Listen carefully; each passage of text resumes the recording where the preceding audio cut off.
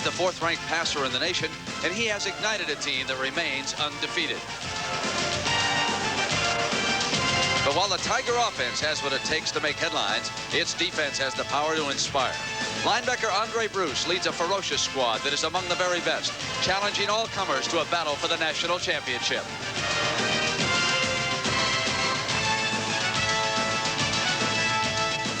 Florida State has left a blazing trail of victories this season. Led by running back Sammy Smith, the Seminoles offense has been mowing opponents down.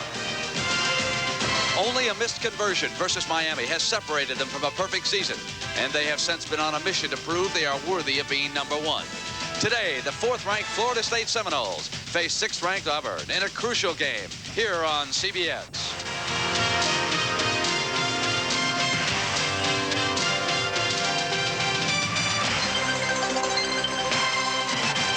Bobby Bowden.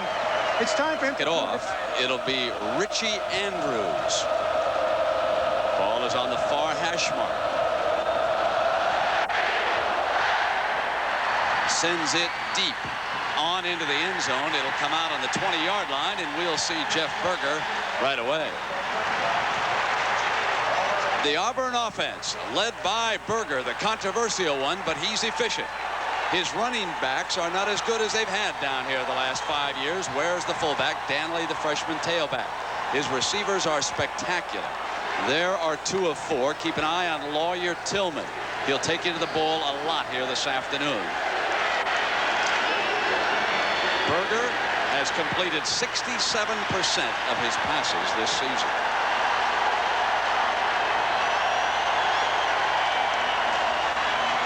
First down, he fires to Donaldson. And Donaldson fumbles. Florida State recovers.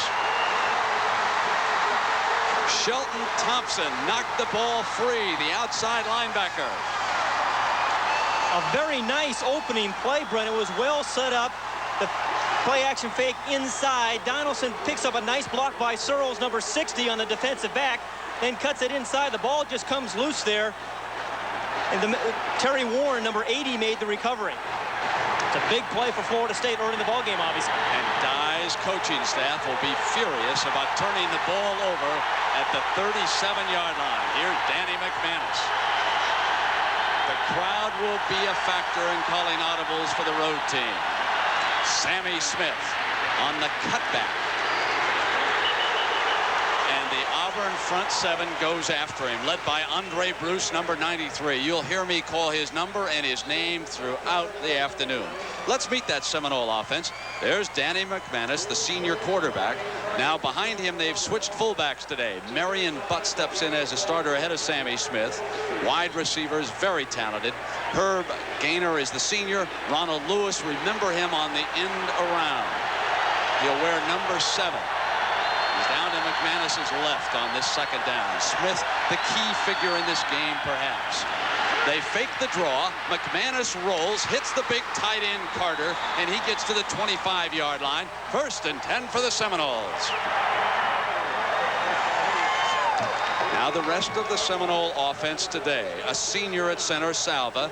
The guards are underclassmen, Kuipers and Brown. Junior tackle Pat Tomberlin is the key here. He's the best in the line, and the young man you just saw catch his first pass, Pat Carter, 85, one of the better tight ends in the land. Now the ball put down at the Auburn 25. If you just joined us, the Tigers fumbled on their first play. They split the backs. They run Smith out of the draw. They usually use that from the I formation. A great call, and Sammy Smith gets down close to the 15-yard line with Bruce chasing him from the rear. Brent, Sammy Smith is a cool weather runner. They said early in the year in the heat, early in the season in Florida, he gets dehydrated. But in the cooler weather, which you find in November, they like to give him the ball an awful lot. A good call by Florida State. It was a passing formation on split backs. They ran the draw play. What a beautiful block by 72 Tomberlin. Did you see him pave the way? The key man in this offensive line. And in the middle of that defense, was he pulled or did he jump across? And we want to get a Notre Dame update. That's the big one right down. Let's hold up and see about the penalty flag, and then we will check in on Notre Dame. This is a key moment right here. Defense is offside. Yes, he came across and made contact. So they will march off the penalty against Auburn. The ball down close to the 10-yard line. 1st and 10 for the Seminoles against Pat Dye. And Dye's defense on its heels here in the early moments of this game. Nice strategy there by Danny McManus. He knows the defense is very emotional early in the ball game. Went on a long count and drew the nose tackle Goff offsides. Bobby Bowden with a chance to strike first here in Auburn. Now they line up in the I formation. It's Butts. He gets to the 8-yard line, and Tracy Rocker, number 74, the big tackle for Pat Dye, stands him up after a gain of a couple of yards. Very difficult to run inside on this Auburn defense. If you're going to have any success, you need to get to the perimeter of the defense or throw the football. He's only a junior. There are 3 possible first-round draft choices playing for this Auburn defense. Bruce and Rocker are 2. Porter and Dye's secondary is a 3rd. Smith trying to find a hole, cuts back and slashes his way to the 2-yard line. Rocker giving chase. Now that defense, Roland the nose man, the tackles along with Rocker, the senior Nate Hill. Then the inside linebackers, both seniors and their tough ones, Phillips and Crane.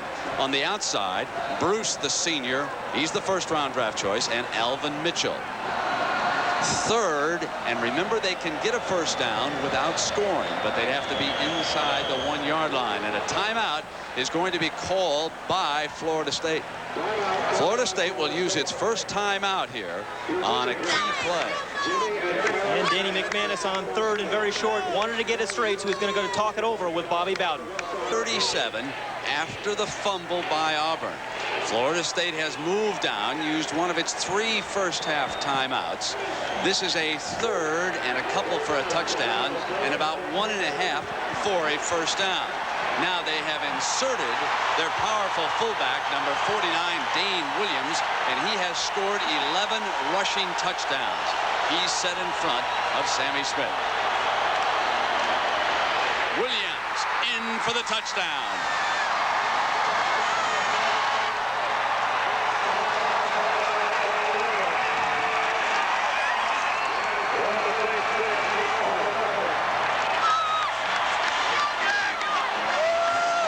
And Brent, that's an important touchdown to take a home crowd out of it early.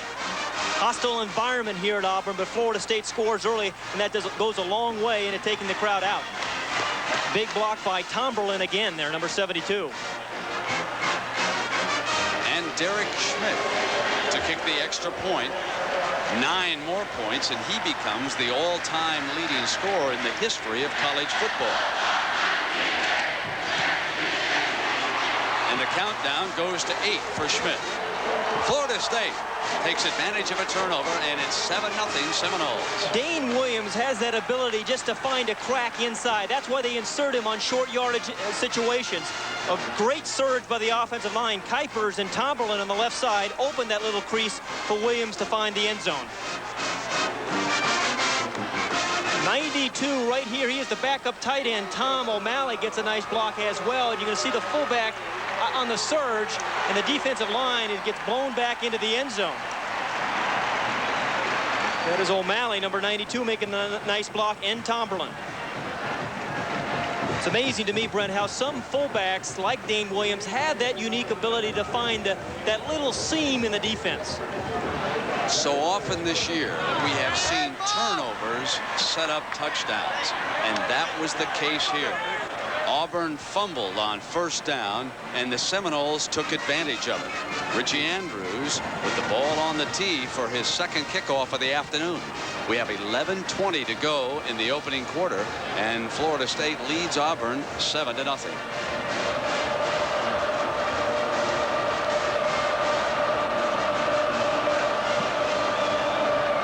Now as we set up here for the kickoff,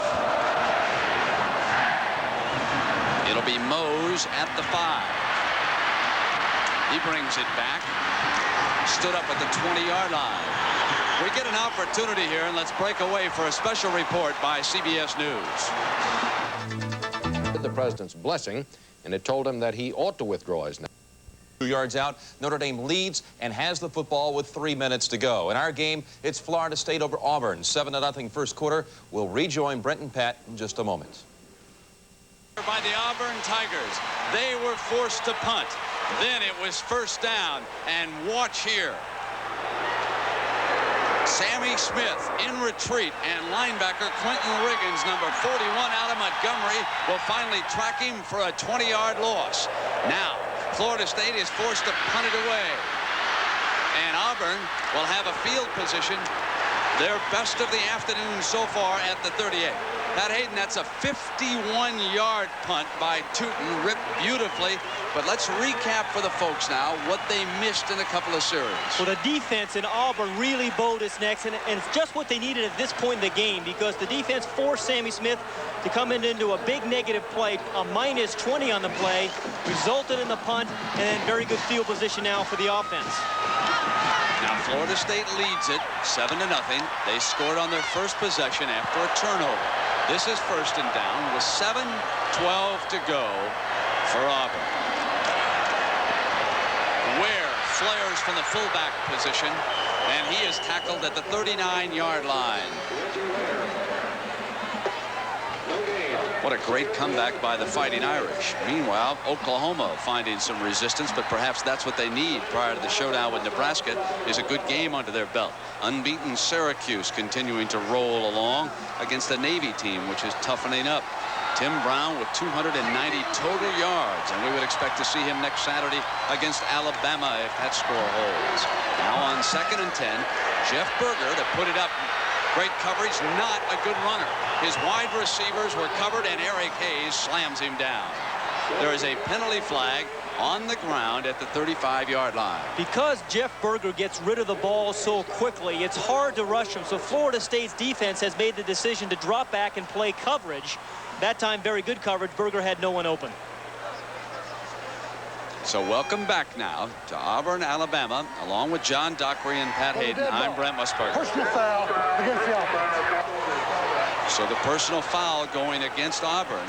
We have two teams ranked in the top 10, both of them with dreams of a national championship. Florida State's only blemish, that loss to Miami. Auburn has been tied by Tennessee. The loser would seem to be out in that chase for a national title. Now, through the years, Bobby Bowden's teams have been very dangerous on the road. Those of you down in Tallahassee know the story full well. The quality teams would not come in there to play Bowden's team, so he took the show on the road. He went to places like Nebraska and picked them off. But this is not one of those sites. He's had a lot of trouble through the years. 3rd and long. Berger drops it off complete, but they will have to punt it away. Stan Shiver, the strong safety, coming up hard on Duke Donaldson, who fumbled on the first offensive play of the game. And if you're going to see any pressure on Jeff Berger, it'll come out of the nickel defense, which they had right there. That's the blocking back for him. Porter checking with the offensive line. Schulman gets the punt off. Sanders, one of the best in the business, fields it at the 32. And he's cut off beautifully. Auburn gets downfield quickly. Perry Reed, number 23, brings him down after a 3-yard return. Great coverage. 21 yards in 3 plays. And I asked him, what about this Auburn defense? Auburn defense is very aggressive. They're a type of team that if there's a pass coming across the middle, their defense back's going to let you know, well, you walked into our territory. Next time you come here, I want you second guessing. And if you try to run, the linebackers and defensive line do the same thing to you. Then, of course, you got Andre and you got Tracy Rocker on the outside who's going to be coming after me. If they get a shot on me, they're going to let me know where I'm standing, too. So it's going to be a defense that we probably haven't seen this year as aggressive as they are. And you can add very deep. They have used 7 linebackers already this afternoon. Dane Williams stays at fullback behind McManus in front of his splendid tailback, Sammy Smith. Carter in motion. He was open, but they look back the other way to Lewis for a first down. Both receivers were wide open. That's an 18-yard gain. Carter is going to go back to the huddle and say, keep me in motion, because I was all alone too. But Brent, the key was the play action fake to Sammy Smith, and that's what you have to respect when you have a guy like Smith back there. You've got to worry about that, and because they've run Smith on this exact play 2 times earlier in the game, the linebackers step up, and Ronald Lewis catches this ball where actually a linebacker should be. That's not the defensive backs coverage, that's a linebacker coverage there. Against Florida State, remember, Bowden will make you defend the entire field. McManus off the play fake again, goes deep down the right sideline. His wide receiver was covered beautifully that time by Kevin Porter. What a great play, as Ronald Lewis didn't have any daylight at all. You know, most defensive backs will look at the receiver the whole way. Kevin Porter had his eyes focused on McManus the whole way here until the ball came down. He sees the ball all the way, was never fooled by the move by Lewis. That's good defense. He had nice timing, so there's no pass interference and knocks it away. You are looking at a #1 draft choice on the left. Both are seniors. Porter, one of the most solidly built corners you'll ever look at. The 2 safeties are underclassmen. They will use nickel in a lot of situations against McManus and the Seminoles. We get word that the Fighting Irish come from behind and win. Now, McManus, under pressure, drops the screen off to Williams. And Williams gets to the 40-yard line with Brian Smith, one of the 7 linebackers in the game now, finally getting him out of bounds. There's the final score, 32-25, Notre Dame. Boston College led, and you will see the Fighting Irish next Saturday on CBS against Alabama at 2:30 Eastern Time. Bama and Coach Curry with a big one tonight in Baton Rouge against LSU. Latest word on Tommy Hudson is he will play but will not start for Coach Archer and the Tigers. Big 3rd down for the Seminoles to keep this drive alive. They've moved Carter outside. In effect, he's an extra wide man. Through to Smith. He wasn't quite turned around when they had to release the ball because Tracy Rocker, the All-American defensive tackle, was coming up the middle. Top of the screen, number 74, Tracy Rocker. The best pass defense is a rush. He beats quickly John Brown, number 50. Tracy Rocker did a little swim technique over his head, and McManus threw it way before he wanted to. That's amazing on a 5-step drop. There is Rocker. He is also on the punt team. Rick Tootin's second punt coming up, and they run the fake. Get the first down. Dane Williams, the short man. Bobby Bowden with everything in the game plan for this afternoon. No, Brent, every team has trick plays. The difference with Florida State is they're not afraid to call them. Bobby Bowden has called these kinds of plays. Right in the middle of your screen, number 49 is Dane Williams. The snap goes directly to him. They had scouted this during the week, picked up a nice block, and got the first down yardage. Now the ball inside the 35-yard line. Florida State leading Auburn 7-0. Incomplete. Overthrew the fullback, Williams. Well, Dane Williams did not start here this afternoon, but already he has scored a touchdown and picked up a first down on a 4th down gamble.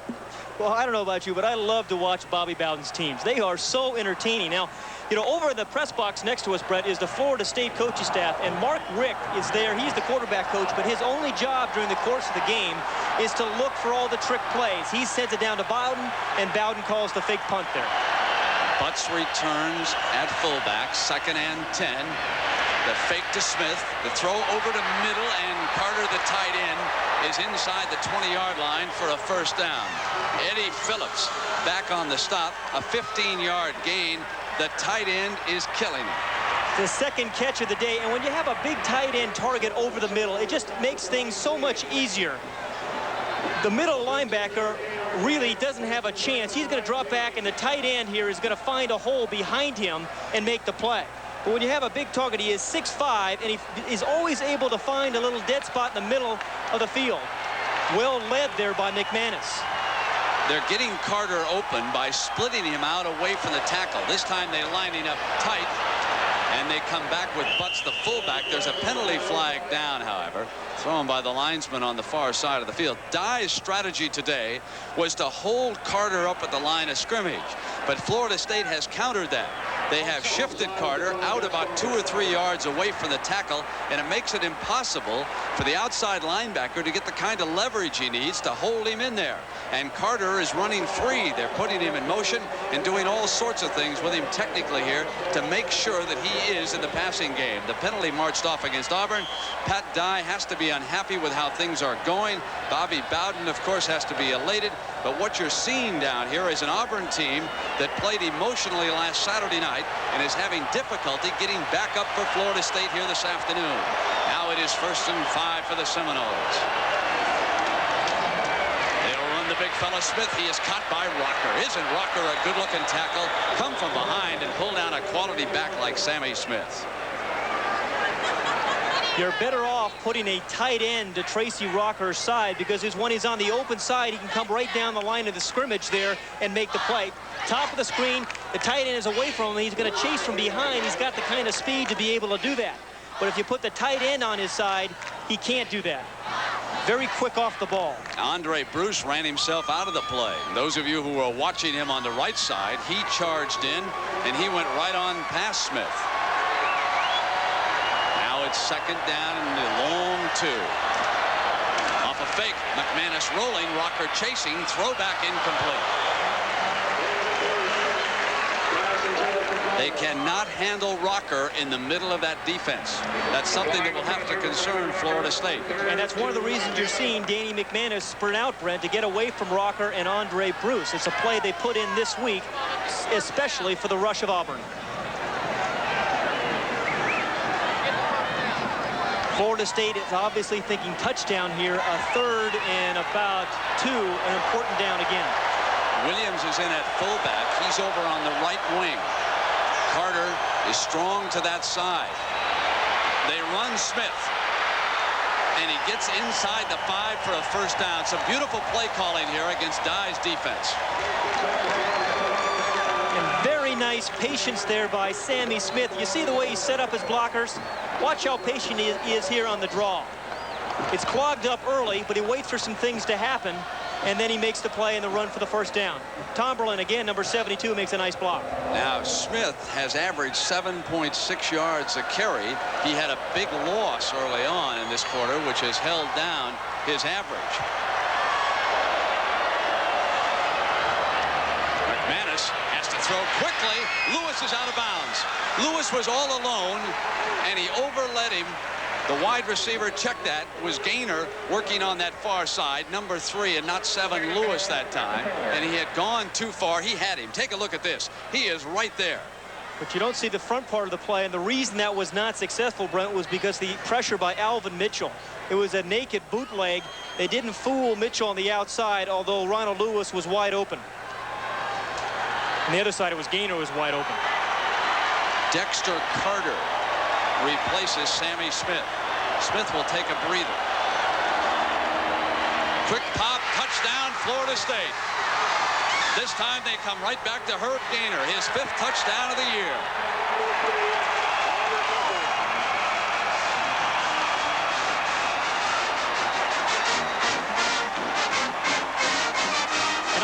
That call, Brent, because the play earlier, remember, Gaynor had run outside, on the outside right. That time they line him up. He is 6'3", and he runs a slant pattern for the touchdown. Good play selection there by Florida State. An impressive drive. Really mixed it up.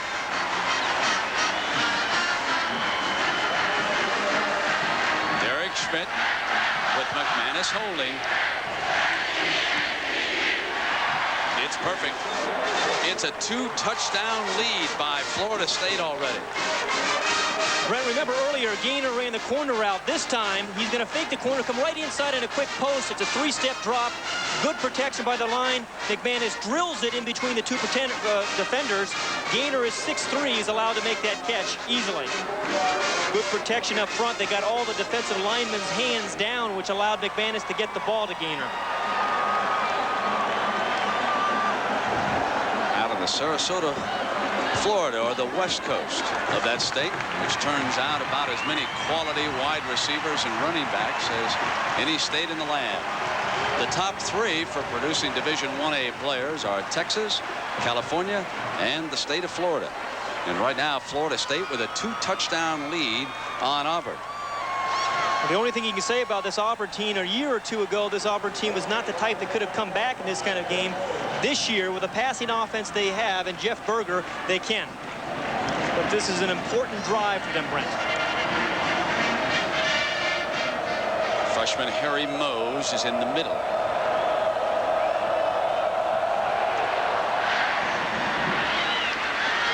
You get his chance. Down at the 25-yard line, it'll be 1st and 10 for Berger. Well, let me remind everybody, we'll start our NFL coverage tomorrow at 12:30. Jeff Berger, number 12, in behind center. It's all uphill now. They run Ware right straight ahead. Fumble.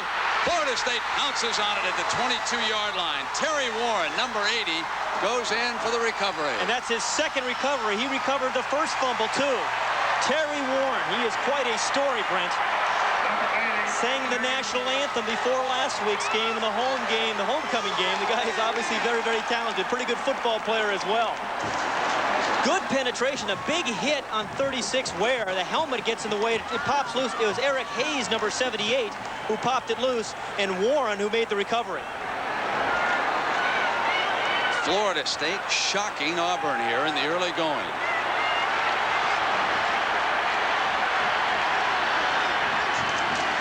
Sammy Smith returns, but they run Williams, the fullback, and he cannot get away from Brian Smith, the outside linebacker, who has replaced Alvin Mitchell in the Auburn defense.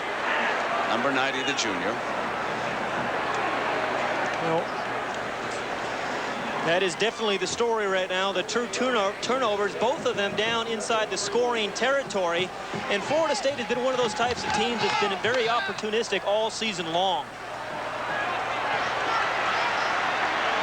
Gainer and Lewis both go to the right side. Lewis is in the slot. This is Sammy Smith coming to the short side. Getting down to the 20-yard line. Tracy Rocker tackles him, and we go downstairs to John Dockery. Doc? Brent, the feeling down here is that Denny... It's not that tough, I don't think. 3rd down. You say that up here, but not down there. Al McManus fakes Smith. Comes to the middle. Out of bounds. Out of bounds. Ronald Lewis, the flanker, the intended receiver that time, and Alvin Briggs, the senior cornerback, with the coverage. The end of the first quarter. Florida State leads Auburn 14-0. College football on CBS returns after this message and a word for your local stations. Turned a turnover into a touchdown. Then a fake punt on 4th down led to a second score, a second turnover now, and they will attempt a field goal. In the end zone a moment ago, an opportunity to show the fans the difference between a college rule and an NFL rule. In pro football, you must come down with the foot in bounds. Even if the defensive back pushes you out of bounds like that, you still must come down. In college football. In college football, exactly right. You can be carried out in the NFL, and it will still count. But not so in the college game. Remember that. All right, now Derek Schmidt with 2 extra points, need 9 points, and he's the all-time scoring leader. This will be a 37-yarder. Who knows? The way Bowden coaches, they may even fake it with a 2-touchdown lead, but it's a long way to go for a 1st down. Schmidt's on target. On the money. 17-0. Florida State leading Pat Dye and the Auburn Tigers.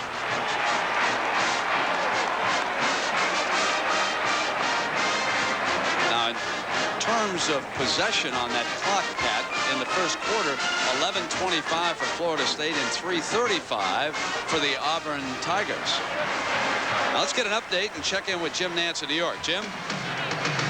Well, Brent, Illinois down 8 in the 4th quarter to Indiana. Watch the man in motion out of the backfield. Keith Jones will hook up here with quarterback Scott Moore. The play covers 38 yards, but the Illini failed on the 2-point conversion to tie it. 7 minutes left in Bloomington. Indiana is now driving. Let's go back to Brent. All right, thank you, Jim. Illinois playing much better the last 3 weeks in the Big Ten. I think they've won a couple and also tied one. And what about this game that we've got here, Pat? Well, this is a very important part of the game for Jeff Berger, the senior quarterback, to exert his leadership. Again, he has had a great accuracy this entire year, but he hasn't been in the game enough so far today. Because of the turnovers. Now, there was the fumble. That was the first offensive play of the game after a completed pass. And then we've had the second fumble, and that led to the field goal. And the fake punt set up the second score by Florida State. The Seminoles have jumped all over Auburn. Andrews whacks it again left-footed, and here's Mose, the freshman. Goes back inside the end zone before he comes out, and he'll be short of the 20-yard line. This will not be good field position for Jeff Berger. Now, when the defense knows that you're trailing by 17 and you're a passing team anyway, Pat, I would think that it would be much easier for the rushmen, and also in the secondary they can drop back. Well, you'll probably see a lot more nickel defense from the Seminoles on this series, because it's exactly right. Auburn has not run the ball effectively all season long, and they are very much a passing team. Lawyer Tillman has been quiet so far. He comes over to Berger's left. He's number 85. Donaldson, 29, stepping in motion there. Throws to Ware, the fullback, who coughed up that second one on a fumble. He gets out to the 24-yard line. So they come right back to Reggie Ware. Again, with a 17-point lead defense, the defensive backs can afford to give up lots of ground. You can see nice deep coverage. They're not going to get beat with a cheap touchdown, an easy touchdown. They play a zone defense here, which is what you want to do against Auburn, because they can flood zones. They pick up Ware there after the short gain. Berger is 5 of 5 for 29 yards so far this afternoon.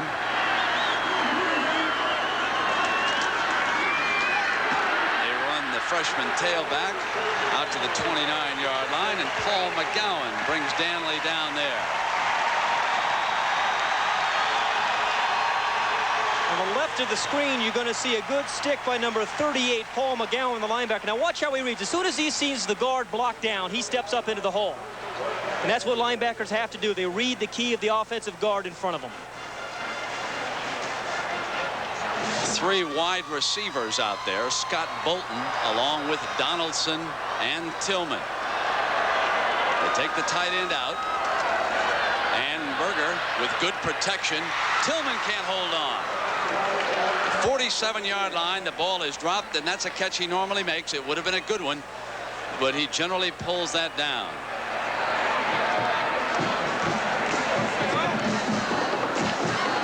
Here's the ball control offense by Florida State. It's really, you don't really call them ball control because they throw the ball so effectively, but they did something with that time of possession, Brent. They scored 2 touchdowns. Pat, it has been a lack of execution by the Tigers so far. Well, we heard Eric Parsegian at the top of the day say he was wondering whether Auburn would be emotional today after the emotional win last week. That's Ware stepping off in motion. Berger getting good protection, steps up and goes for Tillman long. Great catch. He's down to the 18-yard line.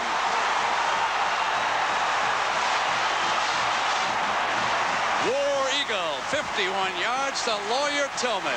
And Brent, what I liked about this was Jeff Berger came right back to Tillman after he had dropped the pass. That shows you the confidence. Watch the free safety for Greg Newell. I think he misjudges this pass. Clearly, right there, number 40 is going to make the play. He's in position to make the play. But Tillman uses his height and adjusts to the ball extremely well for the big play. But I like the way Berger came right back to Tillman after the drop pass. Deion Sanders, their great cornerback, was one of those beaten on that play. His responsibility throughout much of this afternoon is going to be Tillman. And they keep putting it up. Complete again, and that's to right. He's out of bounds at the 6-yard line.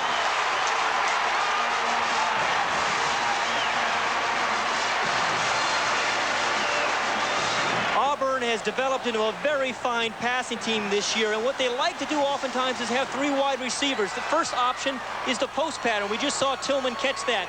And then in the 3 wide receivers, they have an intermediate route, and then underneath the short routes right here, and then as the last option, the 5th option, the fullback will come here. That gives Jeff Berger 5 different options, and remember, folks, that happens within 3 seconds.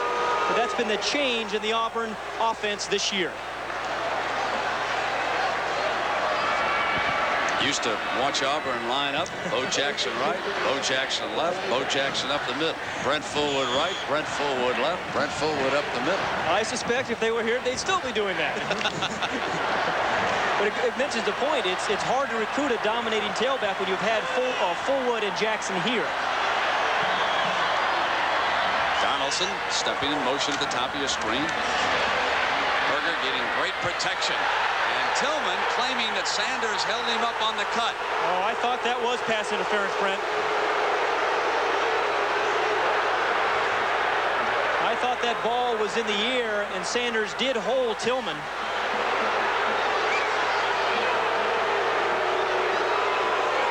And Tillman looks inside. Now the ball is in the air now, and he goes up with the left arm. That is clearly pass interference. The official missed that call. There's no doubt about it. That ball was in the air. Well, it's a mixed crew here. 17-0. Florida State leading Auburn. This the best scoring opportunity for the Tigers. Berger getting time to throw, and he runs out of a throwing situation. A great play call. They bring the freshman Stacy Danley, and he is out of bounds at the 11-yard line. A 14-yard run.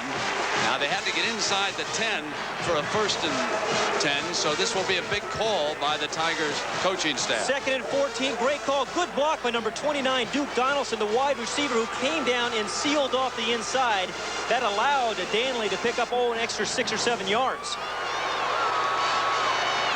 I may have said 4th. This is a 3rd down. So they've got 2 opportunities here. Now Florida State uses a timeout. That's 2 timeouts used by the Seminoles here in the first half. That could be important. Another look at that controversial pass interference call, or was it? There was no flag thrown, but remember the rule. The ball must be catchable. Tillman obviously is held up by Sanders. Now the ball falls far off to the right-hand side. That's why the official ruled it. Now here they run Mose, and he is stopped short of the 1st down.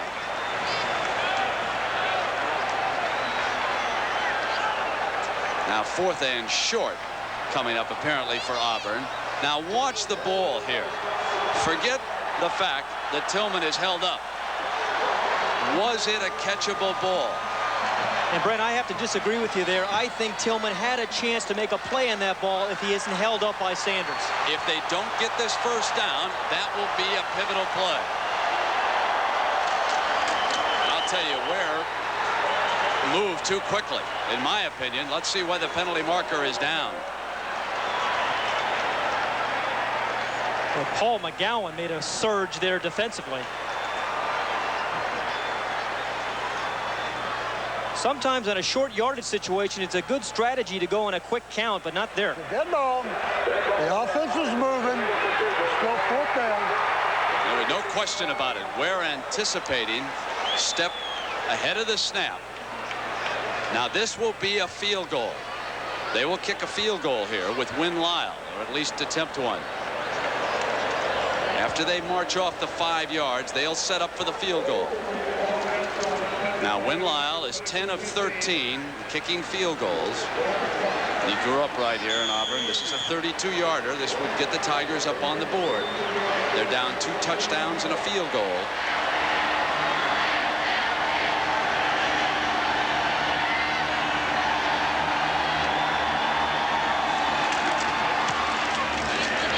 He rips that one. So the Tigers score with 12 minutes to go in the first half. It's Florida State 17, Auburn 3. Going to be a good one. Sometimes you forget the impact of the collisions down there on the field. Chris Johnson will kick it off here for Auburn.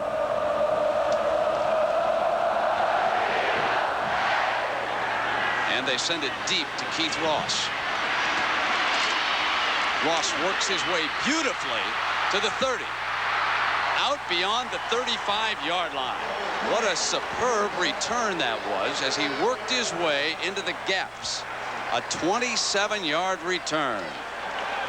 And Keith Ross, Brent, did most of this on his own. He got a couple of blocks initially early on. There's the wedge. And then he decides to abandon the wedge a little bit and get to the outside. Makes a couple of nice little hip moves there to give his offense very good field position. Special teams under Bobby Bowden have been one of his specialties. Dexter Carter will be the tailback here.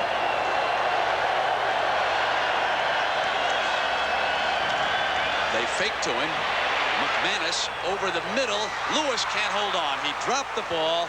He should have had a completed pass there at the 43-yard line. It'll be 2nd and 10 as a result. Now Craig Ogletree continues to work at outside linebacker number 94.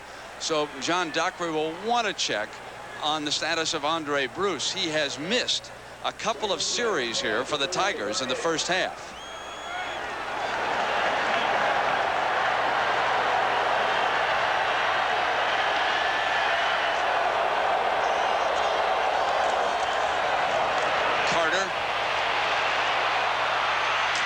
Cannot get the corner turned. What a great hit by Porter. Kevin Porter, the senior cornerback, who undoubtedly will go in the first round of the NFL draft, comes up and makes a punishing hit. Let's check in on what the Seminoles have accomplished so far against this Auburn defense. A lot of it. Remember, the one play you don't see up there is the fake punt, which set up the second touchdown. Very opportunistic offense. Taking advantage of 2 turnovers and run a fake punt.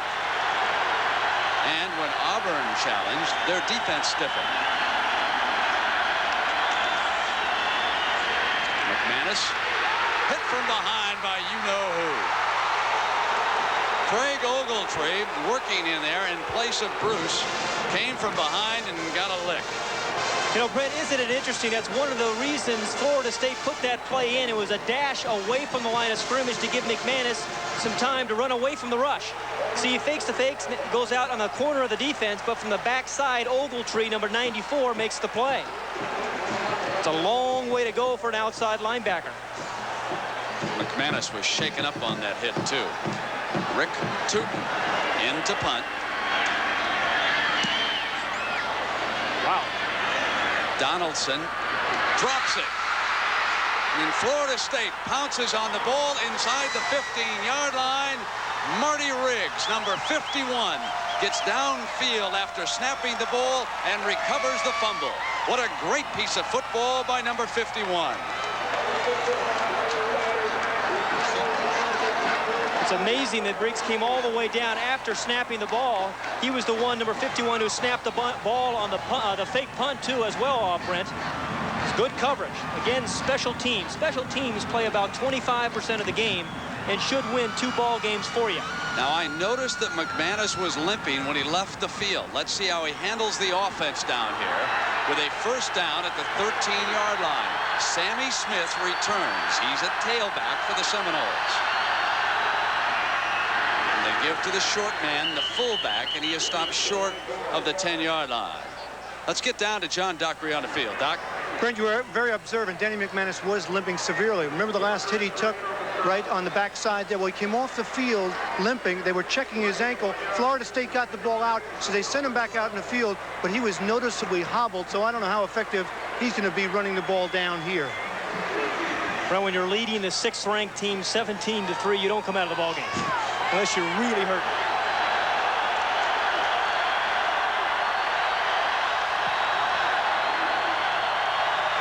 Now they run a little draw with the halfback. That play was very effective the first time they ran it from the split backfield.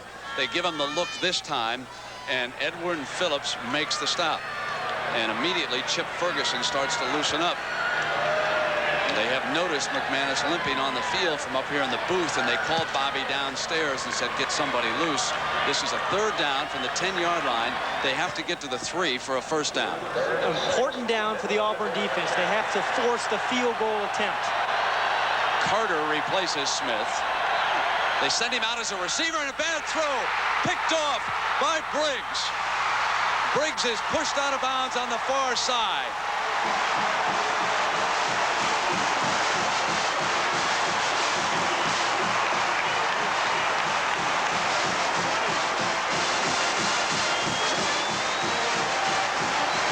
And you know, Bobby Bowden is wondering whether he should have left McManus in. He threw the ball a little bit quickly trying to get the ball to Smith.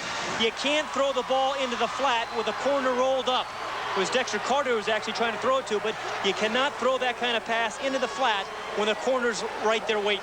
These are 2 fine cornerbacks, Briggs and Porter. Both of them are seniors. and Briggs bails him out that time. The ball is at the 30 now for Jeff Berger. Donaldson coming in motion. He's fumbled it away twice. And he's got it. The Auburn scheme of things, when you fumble, get ready. You're going to get the ball on the next play. And Terry Warren is right there with him. The interception a play ago at the top of the screen right here is Alvin Briggs. Now he's going to force this receiver inside, but then he stays right in that zone, and McManus doesn't see him. He thinks he's going to run with the wide receiver, throws the ball right to Alvin Briggs. Okay, this Auburn defensive backfield can really confuse a quarterback. They make it look like they're going to run with a receiver, and he stayed right there in the zone. Curtis Stewart and a tailback for Auburn. And they throw the swing pass to the running back. Short of the first down. A great hit by Paul McGowan. He's the first man, number 38. He's one of the finalists for the Butkus Award this year. He got him first, then David Palmer. The other inside man brought him down.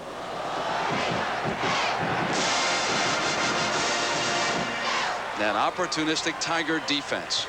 Look at the takeaways. And they've set up 42% of their points. They get it back again. But Berger will have to go the hard way to get this one. And here's the key play. The problem today thus far has been the offense turning the ball over.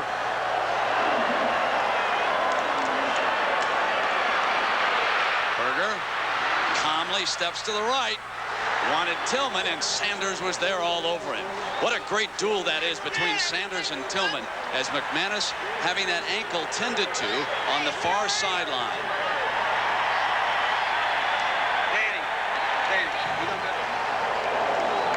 Ryan Schulman to punt. We get word from John Dockery that they were just resting Bruce. That's the die philosophy. Use a lot of players early so that you're strong in the fourth quarter. Low line drive. It's returnable. It's Sanders. Battles his way. Comes free. Out to the 41-yard line. He's one of the best in college football. An 18-yard return off a 40-yard punt. We'll be right back. Florida State 17, Auburn 3. For a few moments, Chip Ferguson was in the huddle. Then Danny McManus came off the bench, and he remains as the Florida State quarterback. But he has completed only 2 of his last 10 passes, limping ever so slightly on that ankle. Sammy Smith returns at tailback. Marion Butts is the fullback. Smith cut off. No daylight. And again, that front 7 so tough for Auburn. Nate Hill, 99, was there. Brent, Florida State has great field position because the way this punt was set up. They have 10 men in the line of scrimmage. Now, you're always worried about them blocking a punt, but when they don't go for the punt block, watch how they hold up the Auburn team. You're not going to see any blue jerseys down there covering on Deion Sanders. He's got free reign in the middle of the field there and returned it about 15 or 16 yards. Very good special teams by the Seminoles. Sammy Smith, who was averaging 7.6 yards a carry, is being held to less than 1 yard a rush. Not this time. He bolts free. Gets close to midfield. He has to get to the 49 for a first down. He'll be short of that. And Sammy Smith comes up a little shaken. He's the type of running back, Bobby Bowden was telling me, that doesn't play real well when he's nicked. He got up slowly on that play. But when he's healthy, he is sensational. Auburn's defense a little bit unsettled. Most of the team looking over at the sideline between plays. Now Florida State will use its final timeout here in the first half. Now Auburn will still have all of its 3 timeouts. McManus in obvious pain as he limps over there, and Oklahoma State doing some kind of a job here on Oklahoma this afternoon. Barry Switzer obviously wants to win, but he also wanted a tough game to get ready for Nebraska in a couple of weeks when that shootout comes. Syracuse staying unbeaten this afternoon. Don McPherson gunning for All-American quarterback. There's the annual war won by Georgia. Michigan State still hoping for a Rose Bowl. Penn State on the comeback trail with a game against Notre Dame in a couple of weeks. Indiana pulls it out over Illinois, so it'll be Indiana and Michigan State battling it out in the Big Ten. And at the conclusion of this game, we'll select a Chevrolet Most Valuable Player of the game, and Chevrolet will donate a Important situations. They split the tight end, Carter, off into a wing on the left side. Now they bring him underneath. Off a fake, they look back for him, and he's got the first down. Good call, Pat. Let's go down and check on Andre Bruce from John Doctor. John? Brent, a very interesting situation. You mentioned that Andre Bruce was not hurt physically. Well, he wasn't. He was sitting on the bench as though he were moping. I think he's hurt psychologically and emotionally. He did not have a good first period. They sat him down, not so much to rest him, to allow him to gather himself. One of the coaches went over to ask him how he was feeling. He didn't say anything, but then he jumped up and went to the sidelines to watch it. So they're having problems on defense. Bruce is having his problems. What a game he had against Florida, but he has not backed it up here against Florida State. Now with the first down inside the 40, there's a great defensive play by Kurt Crane. Number 39, the senior linebacker from Birmingham. Kurt Crane is one of those linebackers who spends 2 or 3 hours a day studying film, trying to read a key. He saw the offensive guard in front of him step down, and he was right into the hole. Very good read by Crane. Looks for tendencies on offense and found one there. Well, Bruce perhaps has gathered himself. He has gone back into the lineup.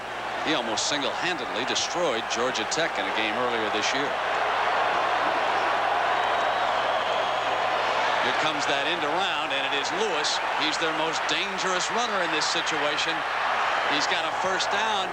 He gets inside the 25-yard line. Andre Bruce has to go back and pull him down. It's a 19-yard run by Ronald Lewis. Andre Bruce came right back into the game, and this is a terrific call when an aggressive defensive end comes back in after sitting out. He came inside. He's got outside containment, and Ronald Lewis went right where he was supposed to be. Alvin Briggs there, the corner, didn't make the play either. Bruce does a nice job, though, of turning around and chasing him back from behind. First and 10 for Florida State at the 26-yard line. Sammy Smith can't get away from the first man, and it's Bruce. Bruce coming up with Kurt Crane.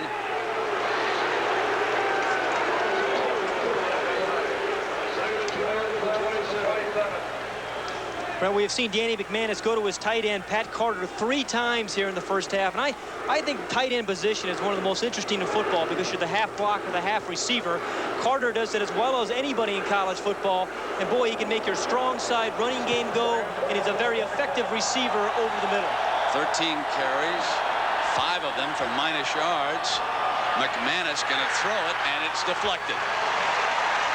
Deflected by Nate Hill, number 99, who has shown a couple of key plays here in the first half defensively, too. I want to tell you what, Danny McManus is lucky that ball got deflected because Alvin Briggs was going to make an interception again. It was the same play that Briggs picked off earlier, and if that ball wasn't tipped, that one was picked off. John Wiley comes into the secondary. They will have an additional defensive back.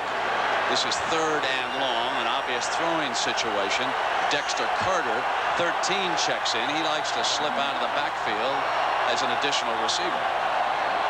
There he goes to the left side, but McManus looking down the middle to the tight end, inside the 15-yard line.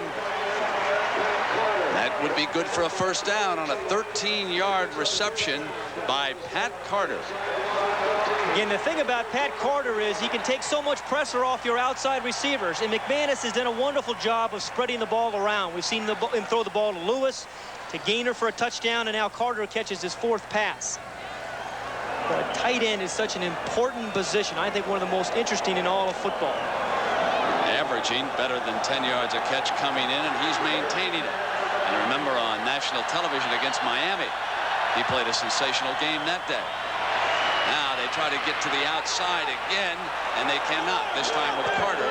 So it will be 2nd down and a good 10 yards, a little pushing and shoving after the hit. And an important down here for the Auburn defense to force Florida State into a 3rd and long situation, and then potentially either the turnover or just a field goal attempt. When the offense with 3:43 needs a chance to get back and score before half. Pat Dye saving his timeouts.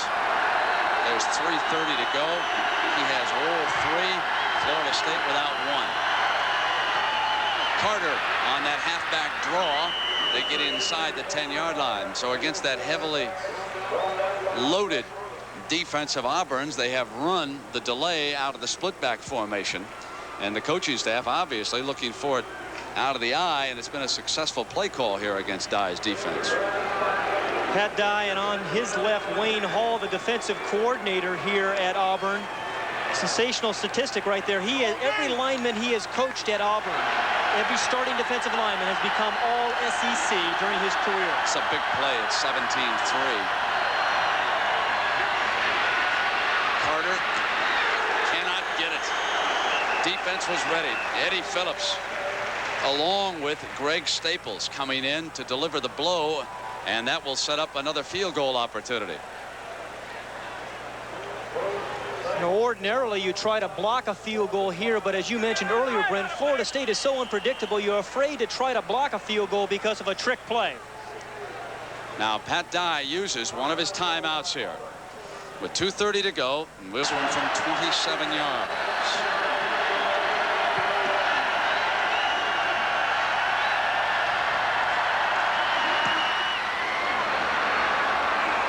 And Schmidt ties the record. He and Luis Zendejas are now tied as the all-time leading scorers in the history of college football. And he pushes Florida State ahead of Auburn 20-3. Now let's take a look at these two fine schools, Auburn University and Florida State. On Dockery, I'm Brent Musburger. Florida State, favored by 3, leads Auburn by 17. They have taken advantage of Auburn mistakes here in the first half. Harry Mose will attempt to give Jeff Berger some decent field position. The kick is high, and Mose gives it up to the return man on the right side, and he is down at the 20-yard line. That was Perry Reed, the freshman. So it's college football on Saturday afternoon, and then tomorrow we'll focus in on how Berger brings the Tigers to the line of scrimmage. Alexander Wright, the speedster, is in the game. Offensive line gives him great protection, and he throws an interception right over the middle. Ball is picked off. That was Stan Shiver,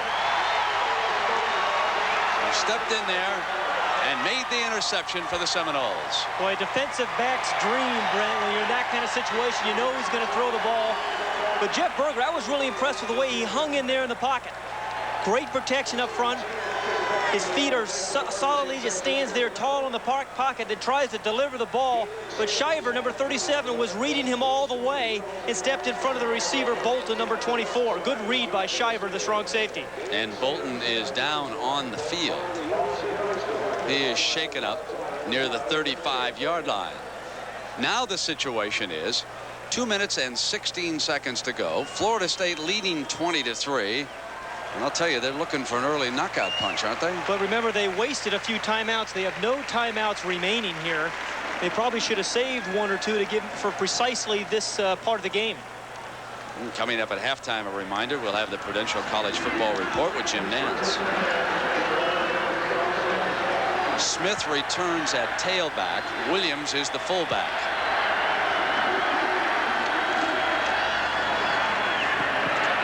Carter, wide open at the 25-yard line, inside the 20.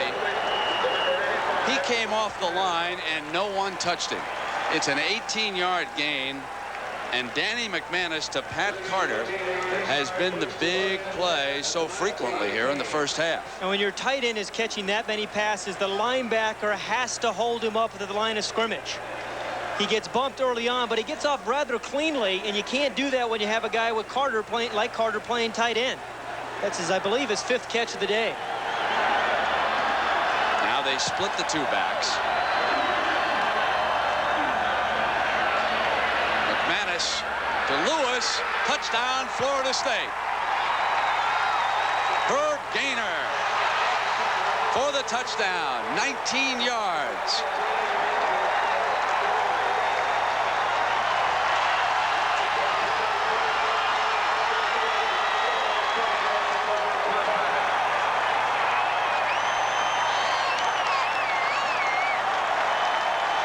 Beautiful timing there between Danny McManus and Gaynor. Threw that ball before he had made the break. Now the record.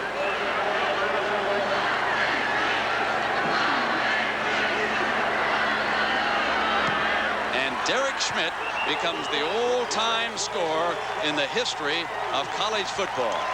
And he does it in the first half. And Brent, isn't it ironic? The all-time leading NCAA scorer, and Bobby Bowden was concerned about him kicking that extra point against Miami.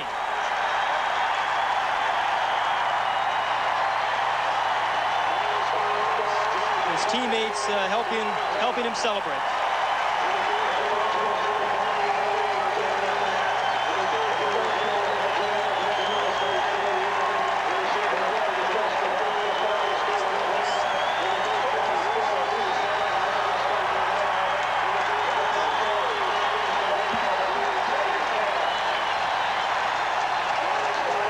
Mentioned the perfect timing, Brent. Watch McManus. He goes back. He's looking to his right. He comes to his left. The ball is thrown before the break. But this was set up all of his throws to the tight end. That allowed single coverage on Gaynor. And because Florida State has spread the ball around, the Auburn pass defense can't double up on anyone in particular. A shocking score here in the first half. Florida State 27, Auburn 3. Has been its own worst enemy here in the first half. Now Mose. And he is hammered down at the 16-yard line, and the Seminoles go out after the Tigers now. Keith Carter, number 59, gets in and makes the hit. And Jeff Berger quickly brings the offense out. They have 2 timeouts and a minute and a half to go. Plenty of time to get something on the board. He has not gone to his tight end, Walter Reeves, yet today, Brent, who's also a fine tight end for Auburn. Well, the tone for this game was set on Auburn's first offensive play. A completed pass and then a fumble. Recovered by the Seminoles, and they quickly moved in. They run the draw play on first down with Danley.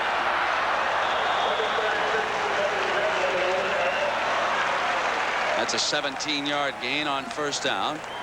They stop the clock momentarily while they move the chains. No huddle. Berger will make the call at the line.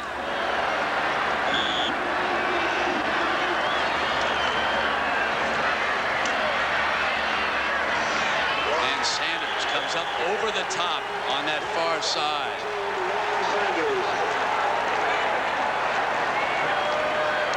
Terrific coverage here by Deion Sanders, number 2. I don't think Berger could get his full body into that ball, so the ball didn't have as much steam on it as he would have liked. But Sanders does a very athletic job of knocking the ball down without creating pass interference. Wright, Bolton, and Tillman are the wide men. Got a minute 17 to work with. And again, they run that draw play with young Stacy Danley. Clock ticking down toward 1 minute.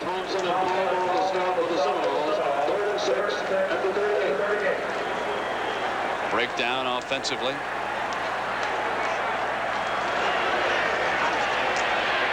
Berger goes for Wright. Double coverage, intercepted.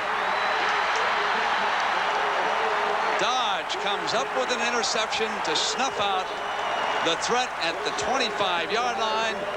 And Florida State can run out the clock here in the first half with a 27-3 lead, or they can go long. I don't blame Jeff Berger here on this throw. He's trying to make something happen, which a quarterback has to do in this kind of situation. Wright is his speedster. The ball was underthrown because Berger was hit as he was releasing the ball, and Dodge just made a nice play on the interception. That's 5 turnovers by Auburn in the first half.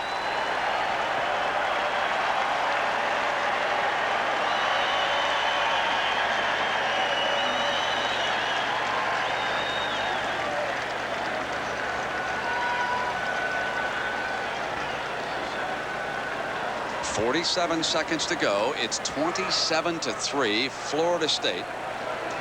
Under Coach Bowden, they have never beaten the Tigers here in Auburn.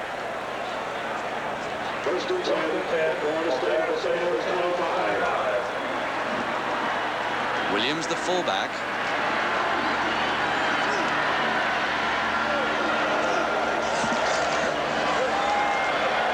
They fake work that end around. Auburn ready for that play. Ogletree, the linebacker, making the stop on Smith.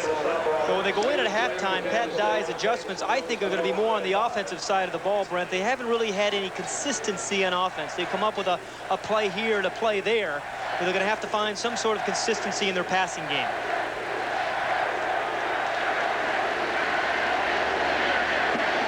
Clock running down.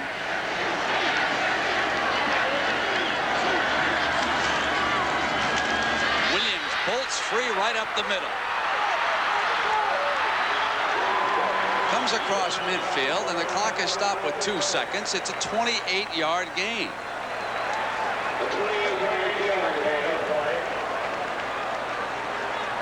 Now would he try a field goal with 2 seconds left? Now Dane Williams, we've seen him as a short yardage runner, but as you can see here, he's got some pretty good speed as well. Picks up a block from his wide receiver, or a little bit of a block, and then gets out of bounds. I guess they're not going to try the field goal. It would be so long, Pat. I think they'd be fearful of a block Yeah, here. you're right. Pick it up and go for a touchdown. 2 seconds to go.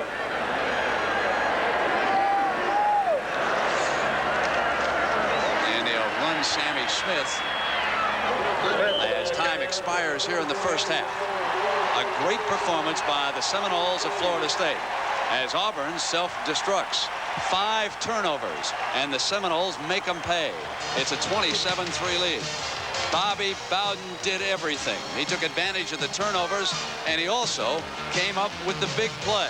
On 4th down in punt formation, they went to Dane Williams, the short man. He ran it for the first down. They marched in for a touchdown. It's 27-3. And Jim Nance will be back with the College Football Report after this message and a word from your local stations. Consider the UPS next day. We have Ross and Carter, and remember, the Seminoles have a few wrinkles with this return team, too. They'll go to Carter, and they drive him back to the goal line. He comes out near the 23-yard line. Now, Pat Dye came out and spoke with our John Dockery. He put his finger on the obvious problem. You know, we've done a decent job on their running game. That hurt us. But the offense hadn't done anything to give the defense any encouragement. So it's been and, you know, I don't know if we get back in the football game or not at the ball team. It'll be all uphill, and certainly Auburn cannot turn it over anymore with the official stopping play here, and Florida State going back into the huddle here. And if they're going to get back into it, they have to stop Danny McManus, I think, early in this second half, because the key to any half is a first or second series. And, you know, on offense, you get 7 series a game or and a half, and Auburn's going to have to score probably 5 of those 7 times this half. Gaynor comes out to the right. Sammy Smith on 1st down, his best run of the day. That was a nice adjustment there by Florida State. In the first half, they ran that play strong side about 3 times, and because Auburn overshifted, that time Sammy Smith came back to the weak side of the defense for a big play. Now that shows you how effective the run defense of Auburn's has been, but it's misleading, because Sammy Smith has kicked in with a couple of key runs, and one of his runs was for minus 20 yards. He's been coming uphill against that number all game long. Now they sweep him to the left, and this time he is stopped by Eddie Phillips, 46. Now here's how our scoring has gone. Williams, the fullback, blasted across from the 2, and it was 7-0. Then Gaynor with his first touchdown catch from 5 yards out. It was 14-0. Schmidt in the 37-yard field goal. That made it 17-0 before Lyle booted an Auburn field goal. But Florida State wasn't finished. Schmidt, 27-yarder. Then he broke the all-time scoring record when he added this extra point after Gaynor's second touchdown reception of 19 yards. McManus going deep. Intercepted at the 20-yard line by Briggs. Briggs' second interception.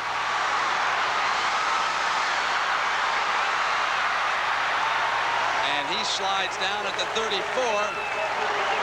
And that could be the break that the Auburn team needs to get started here in the second half.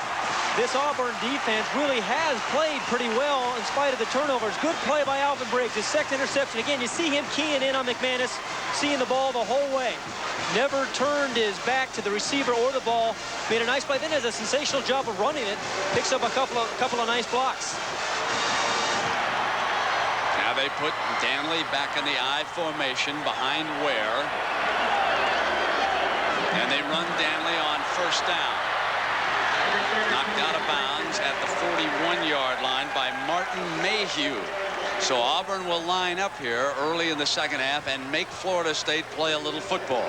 As I just said, Auburn will have 7 offensive series this half. I think, Brent, they need to score either a field goal or a touchdown in about 5 of those and shut out the Florida State offense.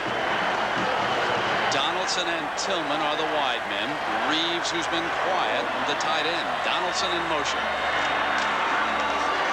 They come back with Danley for the first down.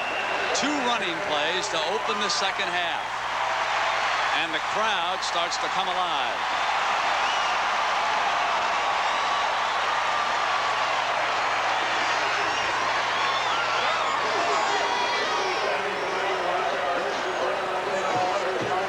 Florida State was something to prove in this game.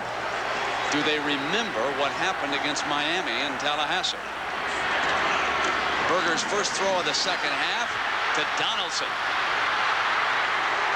He gets to the Seminoles' 45-yard line. Brent, that was the play they opened the game with, if you remember, when Donaldson fumbled the ball. A quick screen. It was very successful the first time they ran it, and that time they pick up about 9 yards. A very simple, safe pass. Bolton brings in the play from the sideline, and Tillman leaves. Second and short. The coaching staff wants it. It can be a superb passing down.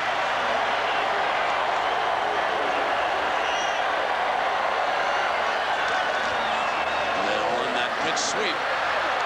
And the freshman Danley getting what appeared to be a first down before Paul McGowan, number 38, tackled him. And McGowan, one of the better linebackers in college football. The chains will move.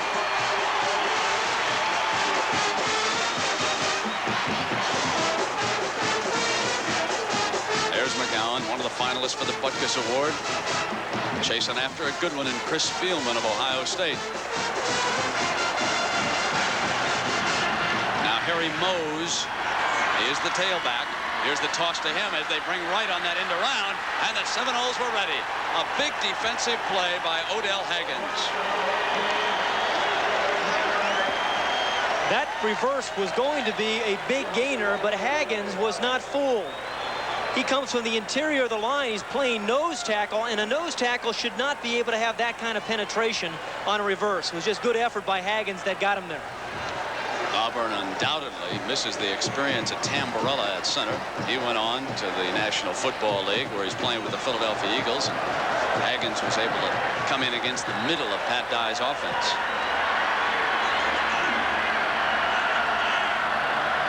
Donaldson in motion. Berger won't get it off. And there is a flag down on the play as Hayes wraps up the quarterback.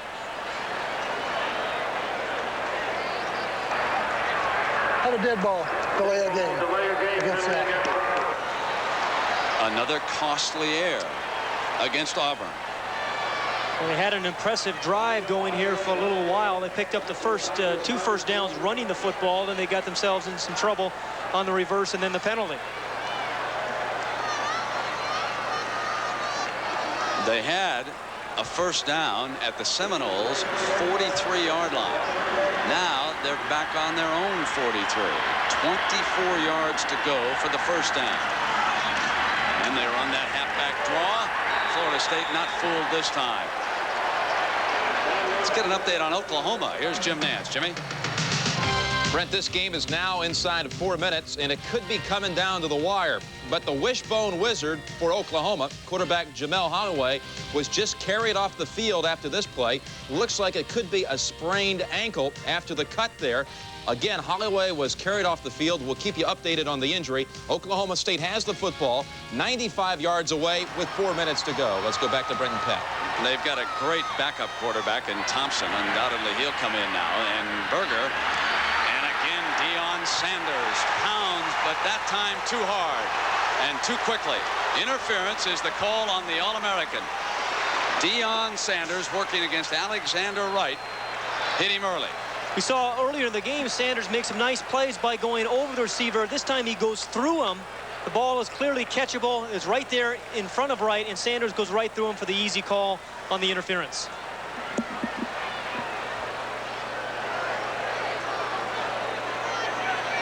Bobby Bowden is upset, Brent. He thinks that Sanders has the opportunity to go for the pass, but you can't go through the receiver to do so. Against the defense, spot foul. First down. So a break for the Tigers, who trailed Bowden and the Seminoles 27-3.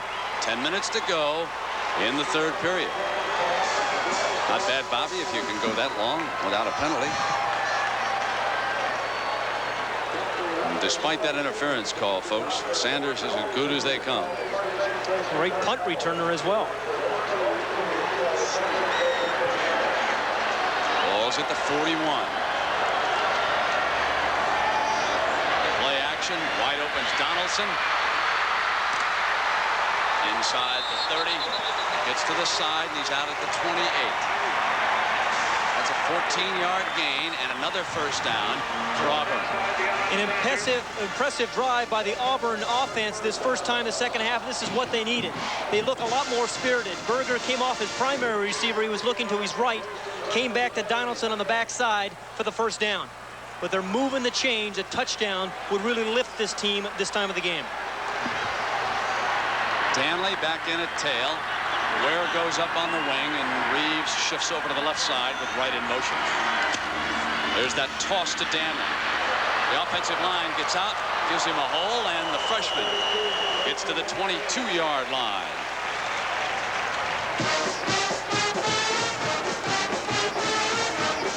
Well, McGowan makes still another stop, and he knows how important it is to be active against Jeff Berger. Big thing about him is he's a good leader. They have confidence. As often as Auburn is this season, it's hard to be a very good, effective running football team because your linemen just are never quite aggressive enough. The two are hard to do back-to-back together.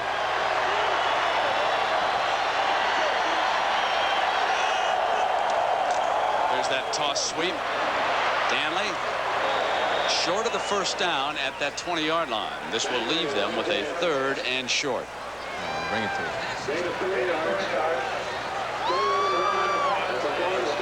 Berger checking over at the sideline. And a play comes in.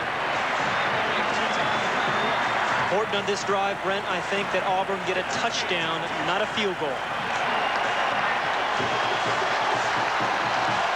Ware, the fullback. They go to a power eye. Now they set down on a wishbone. Danley for the first down. He battles his way to the 15. We want to stay in on that Oklahoma game. Let's go back to New York and Jim Nance. Jim? Well, Brent, it looks like now we're back on for Nebraska, Oklahoma on the 21st. Mike Gundy of Oklahoma State intercepted here by Troy Johnson, who puts it away for the Sooners. 22-10, less than 4 minutes to go. Let's go back to Brent and Penn. Well, Barry didn't want it that close, Jim, but believe me, he wanted a belt tightener before Nebraska, and he got all he bargained for. Auburn running the draw with Danley. He gets to the 12-yard line.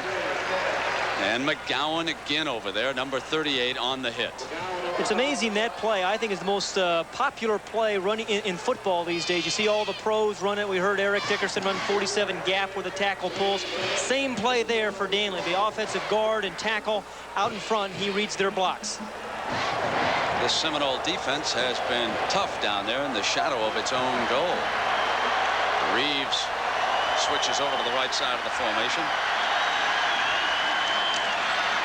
And Berger sends everybody out. Batted down. Eric Hayes got his mitts on it. Eric Hayes has played well all game long. A short drop, and because you can't rush really the passer when he's getting rid of the ball so quickly, you get your big old paws up. Hayes fought down the line of scrimmage and timed his jump beautifully. There are some 10,500 Seminole fans here. Most of them are located directly behind the team in that end zone, and they can be heard right now. Berger on the third down. It's complete, but Ware won't gain an inch as McGowan goes right with him. And what an afternoon the senior from Winter Park, Florida is having. He has made 8 tackles. That gives him 108 for the season, not to mention some of the assists today. Great flow here by McGowan. You always talk about getting a matchup between a linebacker and a back, and that's what happened there, but that time McGowan got the better of the matchup against Ware. So a 31-yard field goal attempt by Wynn Lyle.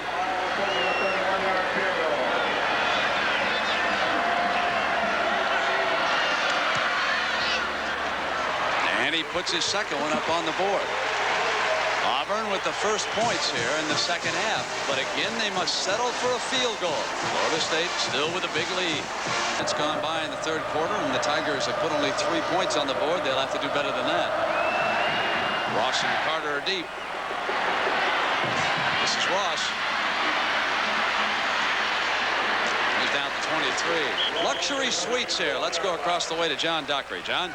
Brent, can you see me? I'm across the field here in one of the executive suites, and we've talked about what a magnificent facility this is. It's amazing to think that in a town of 13,000 that they can build a stadium like this and fill it with 86,000 people, including 71 executive suites. And for a mere $2,000 a seat, you can be in the lap of luxury and enjoy yourself while watching the Auburn Tigers. Now back to you, Brent. I think I'll hang out here for a while. I don't blame you, Doc.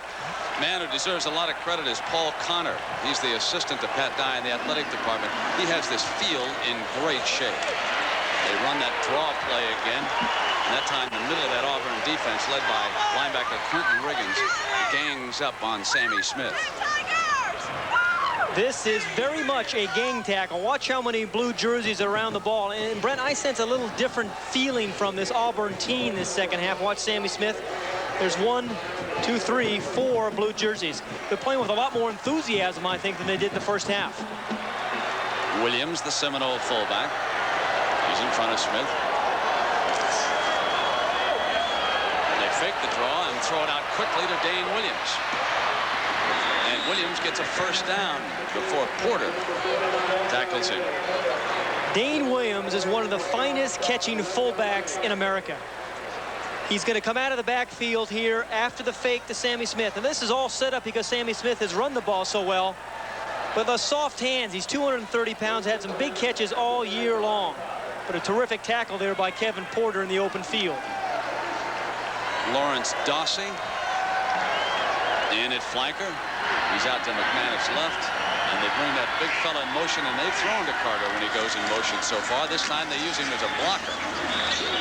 And they go up the middle into the arms of Kurt Crane, number 39, out of Birmingham, Alabama, the inside linebacker.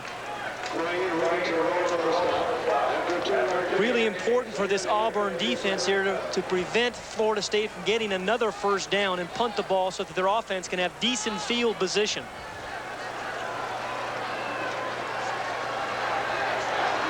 Now they send Andre Bruce over to the Carter side.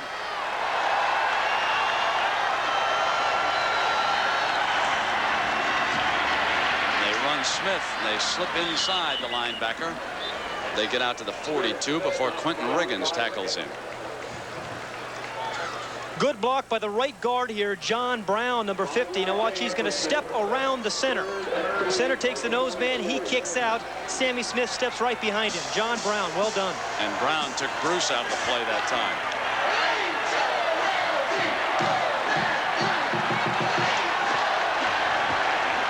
Now it's the third down for the Seminoles. There's Here's Carter, 85, off the line. They bring him through in motion. McManus looking for him. What a great catch that is. Boy, that is. It was not a well-thrown ball. Pat Carter turns around, grabs it, and gets the Seminoles a tight end.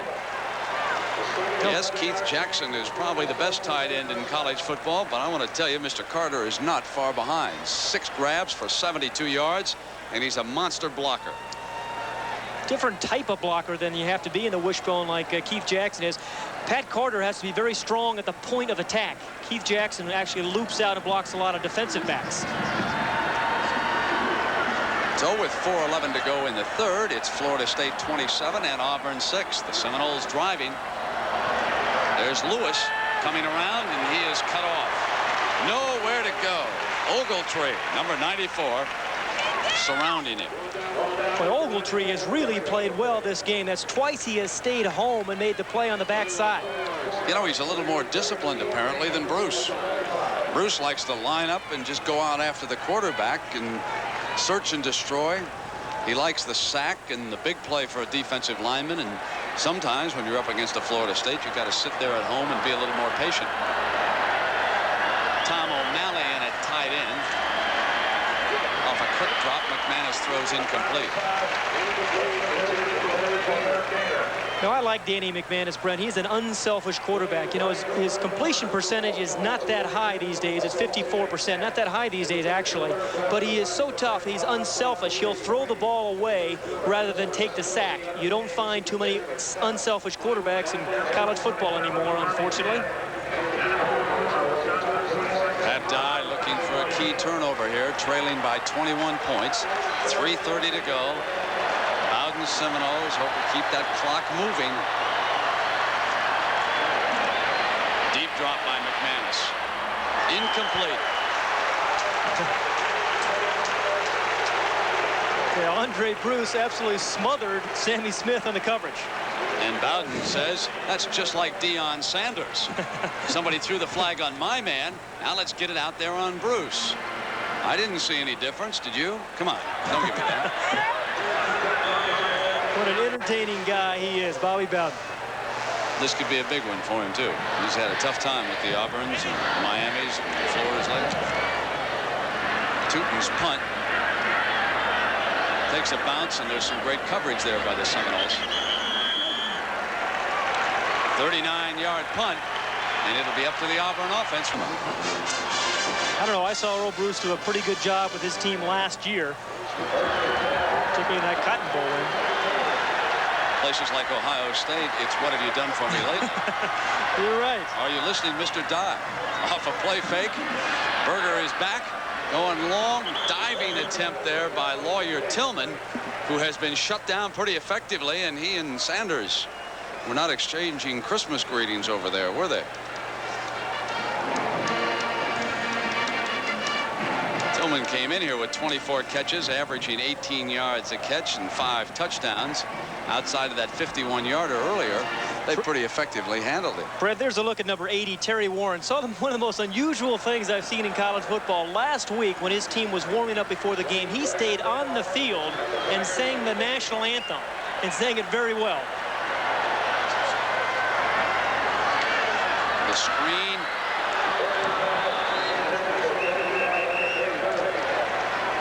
Well, it's time now to hand out the Toyota Leadership Awards, which are given by the coaching and the faculty staffs for contributions not only on the field of play, but also in the classroom.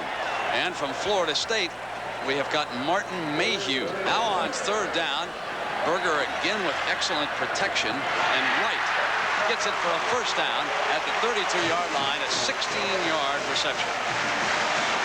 That is very much a clutch throw. Jeff Berger is really holding on the ball a long time, which means his offensive line is giving him excellent protection. Berger brings the Tigers to the line.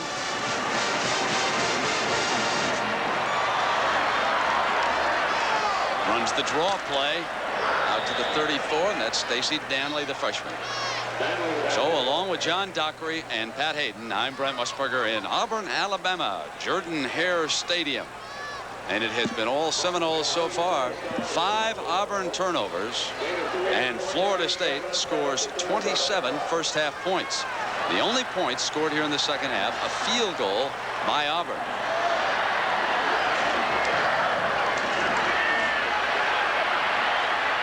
Berger's receivers covered. He takes off, stops the clock there at the 34-yard line.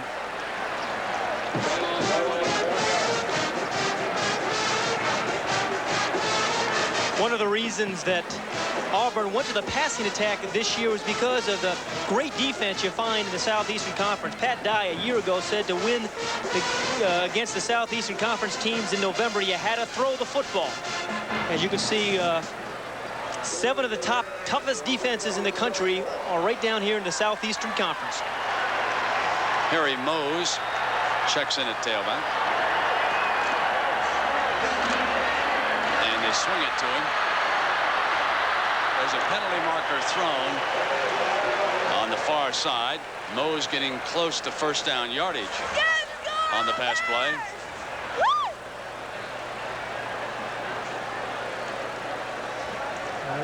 Looks like it's a clip against Auburn.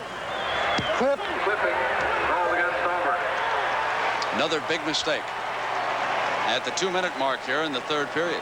So along with those 5 turnovers, they have committed penalties at crucial times here this afternoon, and they let Florida State get a first down on a fake punt. 7 penalties against Auburn for 55 yards. Now in a 3rd and forever, I think, Brent, you have to give Lawyer Tillman a chance. Use his height. He's 6'4". Give him an opportunity to try to make a big play or perhaps a pass interference that'll give you the first down.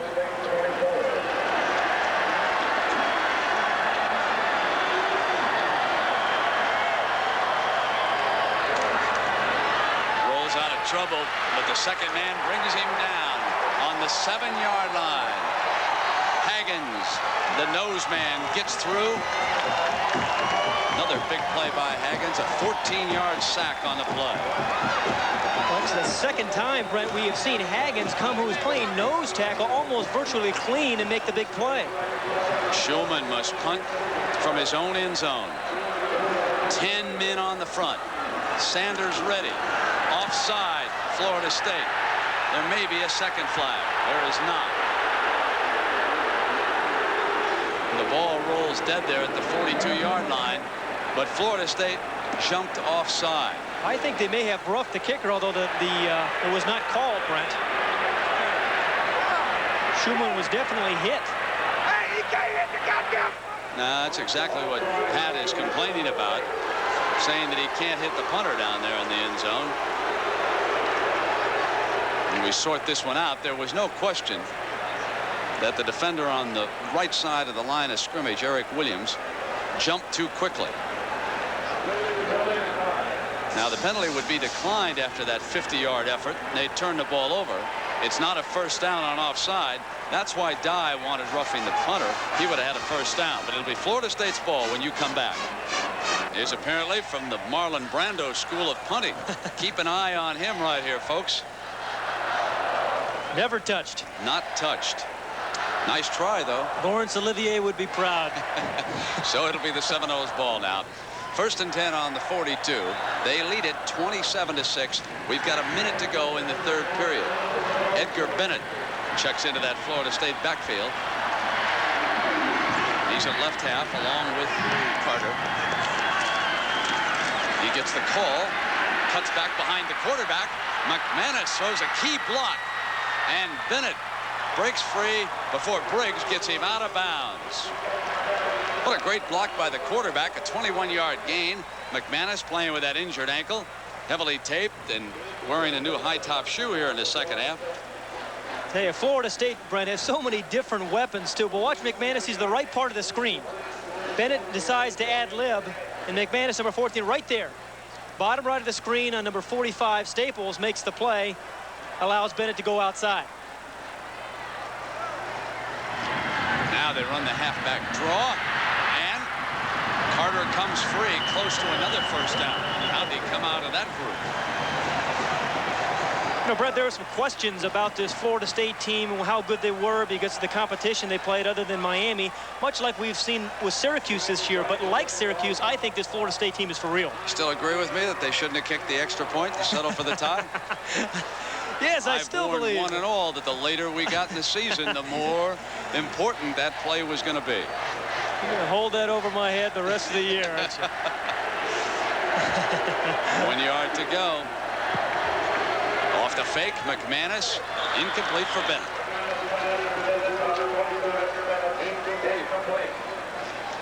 Let's go downstairs to John Dockery. Doc. John, thank you. I think we got word from the Fiesta Bowl that it's a possibility that the winner of this game would go out there. And, of course, let me hope that John Dockery is accurate, that the bowl deals do wait for 2 weeks from now. But I'm not certain that they do, Pat Hayden. They seem to jump in there early, and one bowl makes a deal, and everyone falls in line. I got to tell you the truth. I think they become their own worst enemies when they do that, because the public would like to see the legitimate 1 and 2 get together if they can, and not have somebody sign up early and then an upset along the way, and the public doesn't get the best game. Well, Miami is a perfect example of that. They have 2 tough games after Bowl Invitation Day against Notre Dame and South Carolina. Bobby Bowden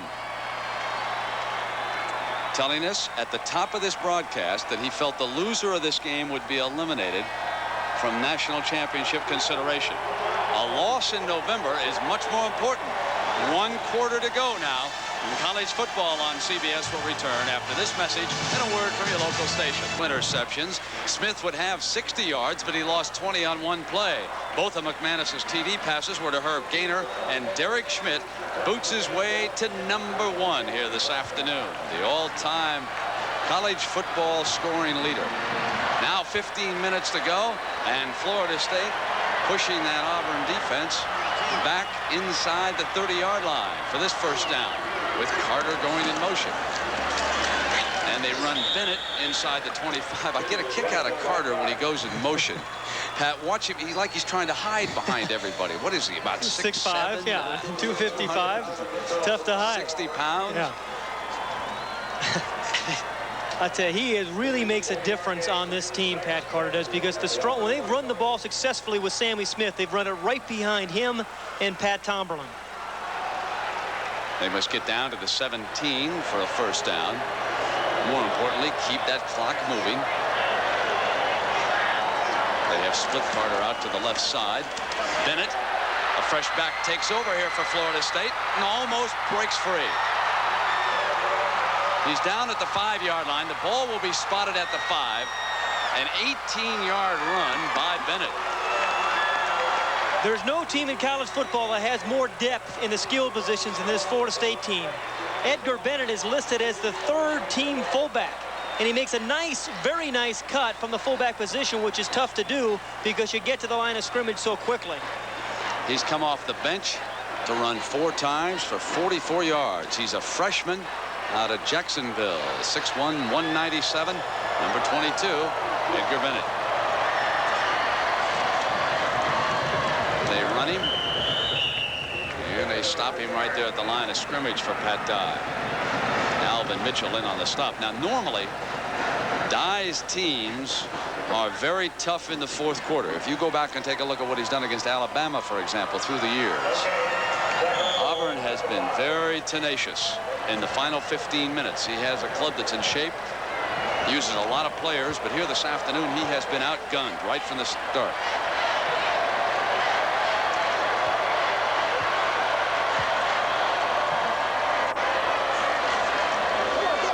There's that toss and the cutback. Auburn defense met that challenge. You mentioned that about Pat Dye. I think one of the reasons he's been so tough over the 4th quarter is in years past, Brent, he said that strong running game that's pounded people and really taken control in the 4th quarter. This year's team is a little bit different with a passing attack. Now the Seminoles with a 3rd and goal. McManus has tossed 2 touchdown passes here this afternoon, both to Gaynor. He sends Gaynor out to the left and Lewis to the right.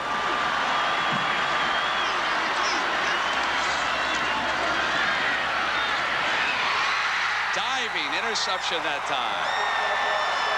Got through, and it's a touchdown. Pat Carter had it. I thought Crane had picked it off with the dive, but it got through. And Pat Carter was there for the touchdown. That should do it. Very nice play here. What they did was move Bennett to a trips formation on the right side, send him out a little bit farther to the right, and then the tight end Carter over the middle. A team that utilizes its tight end is very tough inside the 10-yard line. Boy, he is some player, isn't he? I like him a lot. A good college tight ends this year. And Schmidt adds one to the record. 34 for Florida State and 6 for Auburn. The Seminoles not to be denied here this afternoon. Bennett to the wing position. Here's Carter, who's split out a little bit. Now Bennett comes here, occupies the safety. The tight end comes right over the middle for the touchdown. 3 receivers to that side. It put Riggins, the linebacker, in a bind, and Carter made the nice catch. Auburn coming in had allowed only 71 points, and here today Florida State explodes for 34. And Mose returning. Well, tomorrow we'll take a look. State. 12:20 to go. Now they'll be teeing off on Mr. Burton.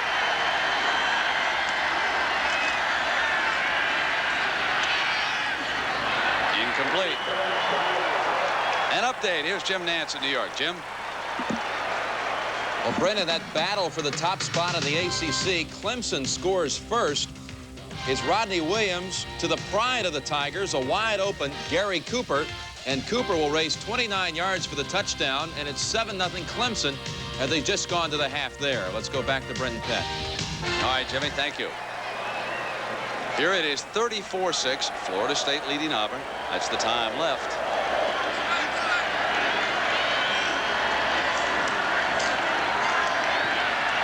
Everybody out. He throws underneath to Bolton. Brent, I don't think we've given this Florida State defense enough credit. You know, we always think about Florida State's trick plays and the reverses, but you forget how tough and physical they are on defense. They played a sensational game, actually the second one we've seen. Saw them earlier against Miami, but today I've been most impressed with this defense. McGowan, the ringleader, number 38, and he's played a sensational game there at linebacker. Sanders, number 2, their other All-American.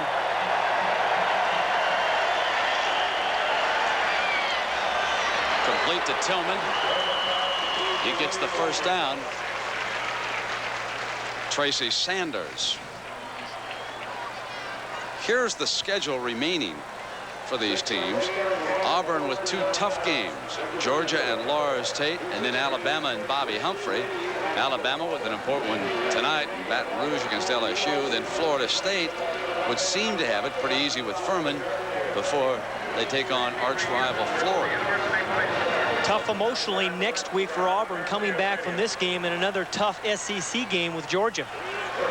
Might be a rather hard work week around Auburn. That's the freshman Danley and Eric Hayes, who's played a big game.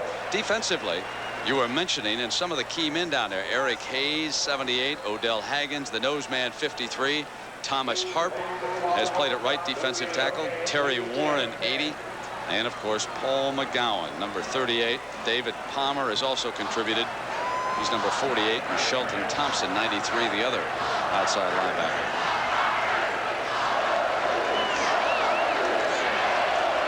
Down the sideline for Tillman, and Sanders stayed with it. I've seen him catch balls like that. Well, that's another terrific play by Deion Sanders. You know, you have different philosophies when you have a guy like him. You either put your best man on him and go after him like they're doing here, or you stay away from him. Today, Auburn's tried to pick on him with Tillman, and generally Sanders has got the better of the battle. Sanders was a high school quarterback out of the Fort Myers area. Threw left-handed when he came to Florida State. In fact, he still throws left-handed, as a matter of fact. Makes sense, yeah. 3rd down. have to use the running back. Danley well covered.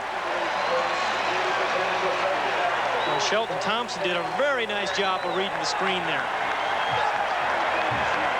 Well, let's see. What did Coach Bowden do differently this week? Well, normally they bus up here from Tallahassee.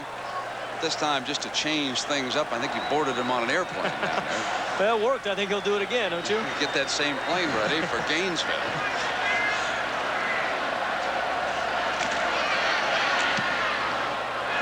Well, Sanders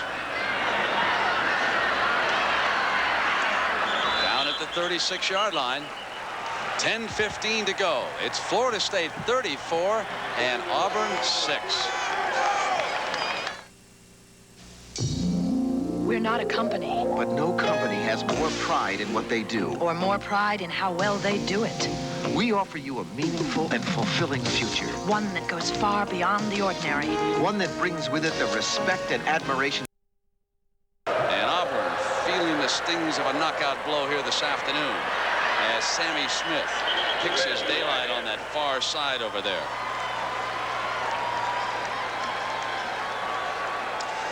They've given up half as many points today as they have all season long. And a lot of that was forced by the turnovers by the offense. I don't think you necessarily blame the defense. Let me ask you a question, Pat. Hypothetical, of course. If they had kicked the extra point and been successful and tied, after today, who do you think would have been ahead in the Associated Press poll? Miami or Florida State? Would have been Florida State. Second down. And they toss it to Smith. He's ganged up on there at the 40-yard line. We mentioned the teams with dreams of a national championship. How about the schedule? Oklahoma with the belt tightener against Oklahoma State. They play Missouri, and then the big one at Nebraska. Nebraska still in the chase, and they get to host Oklahoma. I'm not so sure Nebraska might not be #1 this week, huh? Now we get word that Jamel Holloway is out for the season and will not play because of torn ligaments. And unfortunately, there will be surgery for that fine Oklahoma quarterback on Monday. Incompleted pass thrown here by Auburn. So now Miami's chances, and they have Miami of Ohio tonight in the Orange Bowl. Then they play Virginia Tech, Toledo, Notre Dame, and South Carolina. Not an easy road. Florida State, meanwhile, has Furman and Florida. They will be carrying one loss. We'll check in on some others later. Notre Dame with one defeat, came from behind today. Tootin punts it away for Florida State. And Reed down at the 20-yard line. 8:47.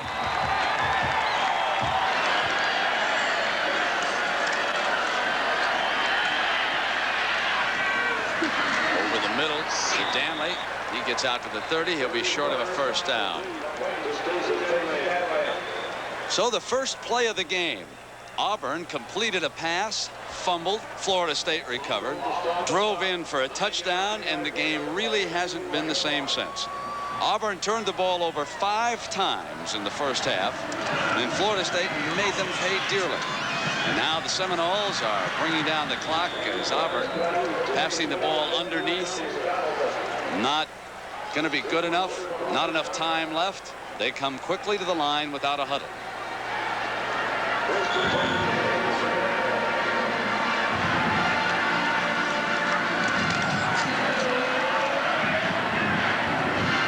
Incomplete, out of bounds. Let's go downstairs to John Dockery. Doc.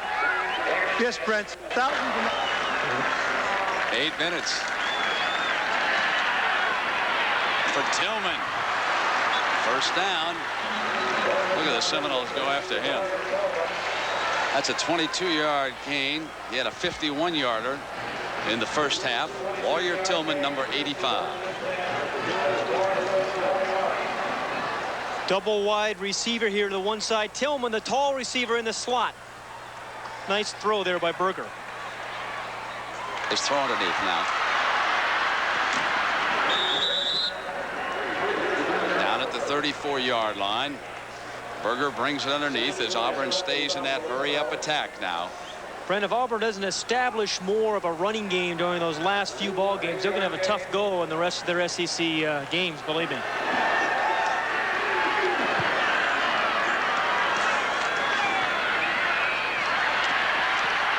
Fumble, but it's recovered by Auburn. That's the first time that a fumble has bounced right. Kevin Grant coming in defensively for the Seminoles, knocked it free. It's a 10-yard loss. One of the things, Pat, that has impressed me has really been the performance. It sounds foolish to say, but the Auburn offensive line has given Berger a lot of time to throw here this afternoon. Terrific pass protection, but they haven't been as aggressive on the running plays. Complete and out of bounds. That'll be far short of a first down. The receiver that time was Duke Donaldson. He's fumbled twice. He fumbled on that first play and later coughed up a punt. Now, obviously, they'll go for it on, what, 4th and about 6. Here, the receivers have to make certain that they run their routes at least 7 yards to pick up the first down. You cannot overstress emotion in college football.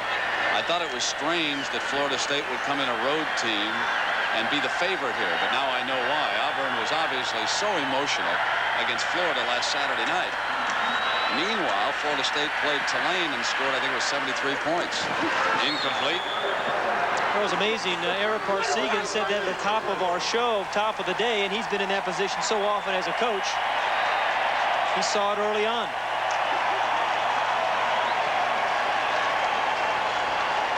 Well, LSU goes tonight against Coach Curry in Alabama.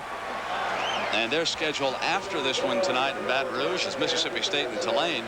If they can handle Bama tonight and beat Mississippi State, they'll be going to the Sugar Bowl. Auburn with 2 tough games. That annual war, the last one against Alabama.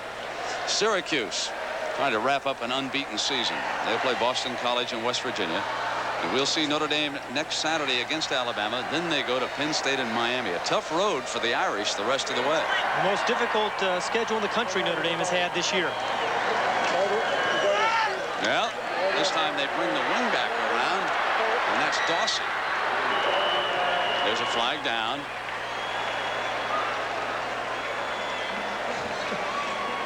So the gadgets continue. Well, Bobby Bowden just doesn't let up, does he? He's going to make somebody think about those next week. And the big story there, the loss of Holloway. Nebraska on the 21st, but keep in mind they have a splendid freshman. However, you have to wonder if he's had enough experience to go in against Nebraska now in that key shootout as you take a look at the scores of the bigger games this afternoon. Brett, what do you think about the voting next week? You think Nebraska might make up some ground on Oklahoma this week? It's possible. Oklahoma was pressed. They have now lost. Some of the voters will probably handicap the Nebraska-Oklahoma game, would be my guess. And so it's possible that the Cornhuskers will receive a few more first-place votes. Yep. And make it a little bit tighter. And Oklahoma loaded with some great running backs, and Barry Switzer's put together a quality offensive line. But that's a significant loss for them. Against a team like Nebraska, as Florida State goes to work on the clock, I guess one would think that they'd have to get the ball into the hands of their tight end, Keith Jackson, a few times. He won it last year at the end of the game. But as we saw Thompson, the backup quarterback, he was sensational in our game against Texas that we saw. We're looking at this Auburn team. Again, the biggest task Pat Dye has is getting his team emotionally ready for that challenge against Georgia next week. Very tough thing to do, to bring young men back after a loss like this. Knowing Coach Dye, he will have their full attention. McManus drops off the screen, but there was a whistle. Dropping it off for Bennett. You know, one of the things I think we should say, Pat, is this is the first time you and I have had an opportunity to work together down at Auburn. First time I've been here, and it really is a well-run organization. They do a great job down here. These folks love their football. I'm sure they're disappointed here this afternoon. They've been licked pretty good, 34-6. But there's always another week. And this game does not affect them in the SEC standings at all. Obviously, the SEC is a conference rule where non-conference games will never affect the outcome of the league championship. They're still chasing LSU. And on the other hand, you've got to feel happy for Coach Bobby Bowden. He was stung by that Miami comeback for Coach Jimmy Johnson, and he had to prove that he could win a big game, and they have come up strong here when it counted this afternoon.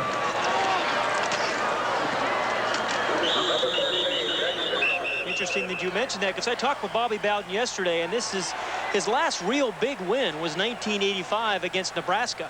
But the fans at home will consider this a much bigger win against a natural rival like Auburn. Dexter Carter, the ball carrier. He and Sammy Smith. Well, there is just what you were talking about. Yep. Since '83. That Florida game is going to be a big one, too. Smith against Smith. Emmitt Smith of Florida.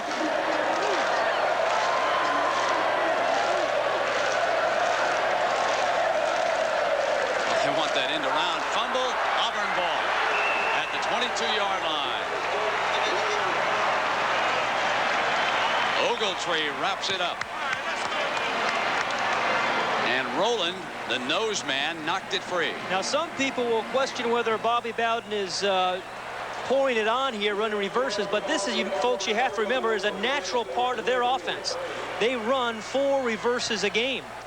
A good stick there by the defender caused the fumble, and now Auburn has a chance to look for its first touchdown of the game. Was Coach Bowden say, I got to have some trick plays when I go into every game. I got to have it. It's my pacifier. That time it slipped out of his mouth. 4:22. Berger knocked free. Sanders goes for the interception in the end zone. What a great athlete he is. Ball is deflected, and Deion Sanders stays right with it, and he's got the interception. Boy, things happen so quickly back there when the ball gets tipped. It's amazing the kind of reaction Sanders has to make this play. That ball is moving pretty good. It gets tipped there first, and then he makes a nice catch. He tipped it a couple times himself before the interception. Johnny Hadley deflected that ball, and Deion Sanders went and got it.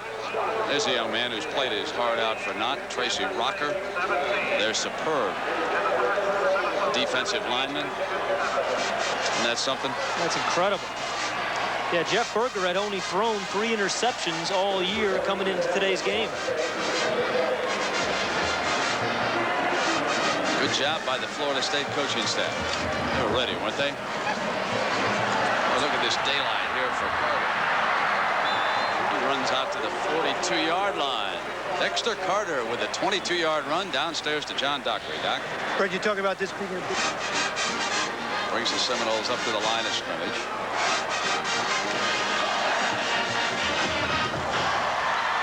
There's Edgar Bennett breaking free. Boy, Bobby Bowden knew what he was doing when he sent him in the game. And happy birthday to Coach Bowden, too. He's 58 years old tomorrow. He's been 12 years at Florida State University. He took a program that was down and out, and he's turned it into a winner. This will make him 98, 36, and 3. He's got a son who's on Bill Curry's staff at Alabama. You got to believe that son will be talking to Dad the week of the Alabama-Auburn game. Hey, Pops, what do we do? How'd you make it look so easy? He'll say run some reverses, I'm sure. A fake punt.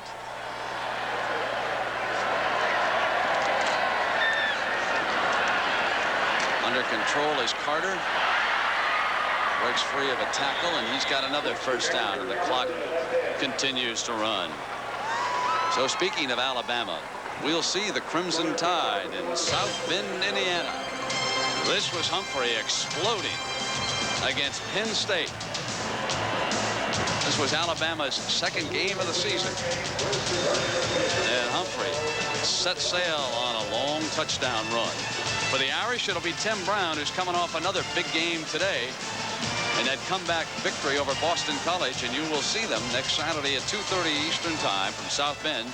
It'll be Alabama and Notre Dame.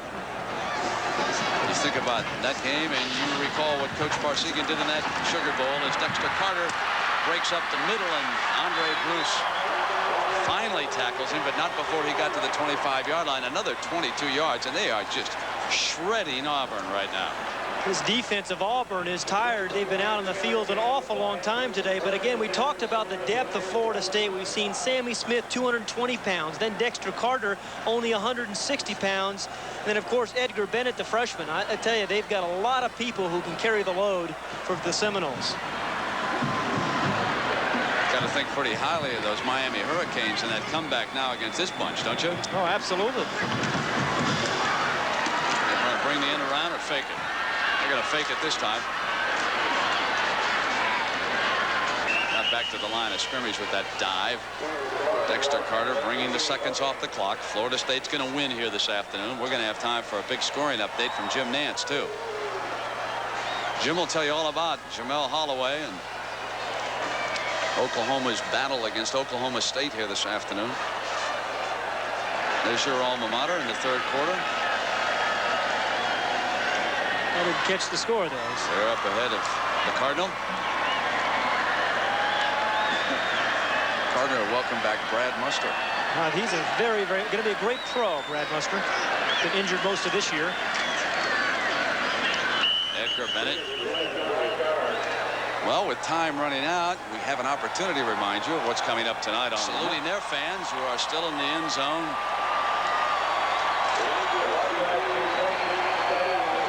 Big afternoon for Coach Bowden. I'm sure that John Dockery will be down there to get a few words with him. He's a high-class man.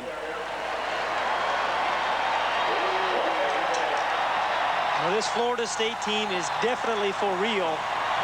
They'll be playing on January 1st somewhere. This is Auburn's worst defeat since '82, when Nebraska hammered them 41-7. And for Bobby Bowden, one of his biggest.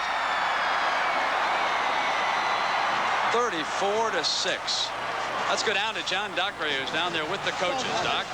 I'm with both coaches. You see them here in the middle of the field, Pat Dye and Bowden, congratulating one another. First time that Bobby's won here at Auburn, and you can see they're in conversation. A gracious gesture by Pat Dye after a tough afternoon. And to Coach Bobby Bowden. Bobby, let me just ask you. Bobby, you've waited a long time to win one here at Auburn. Oh, yeah, pretty long, all my life. That is a long time, isn't it? What kind of things are going through your mind right now? Well, I'm happy to win it. It's been a long time since we won a big game on the road. I was beginning to wonder if we ever were. But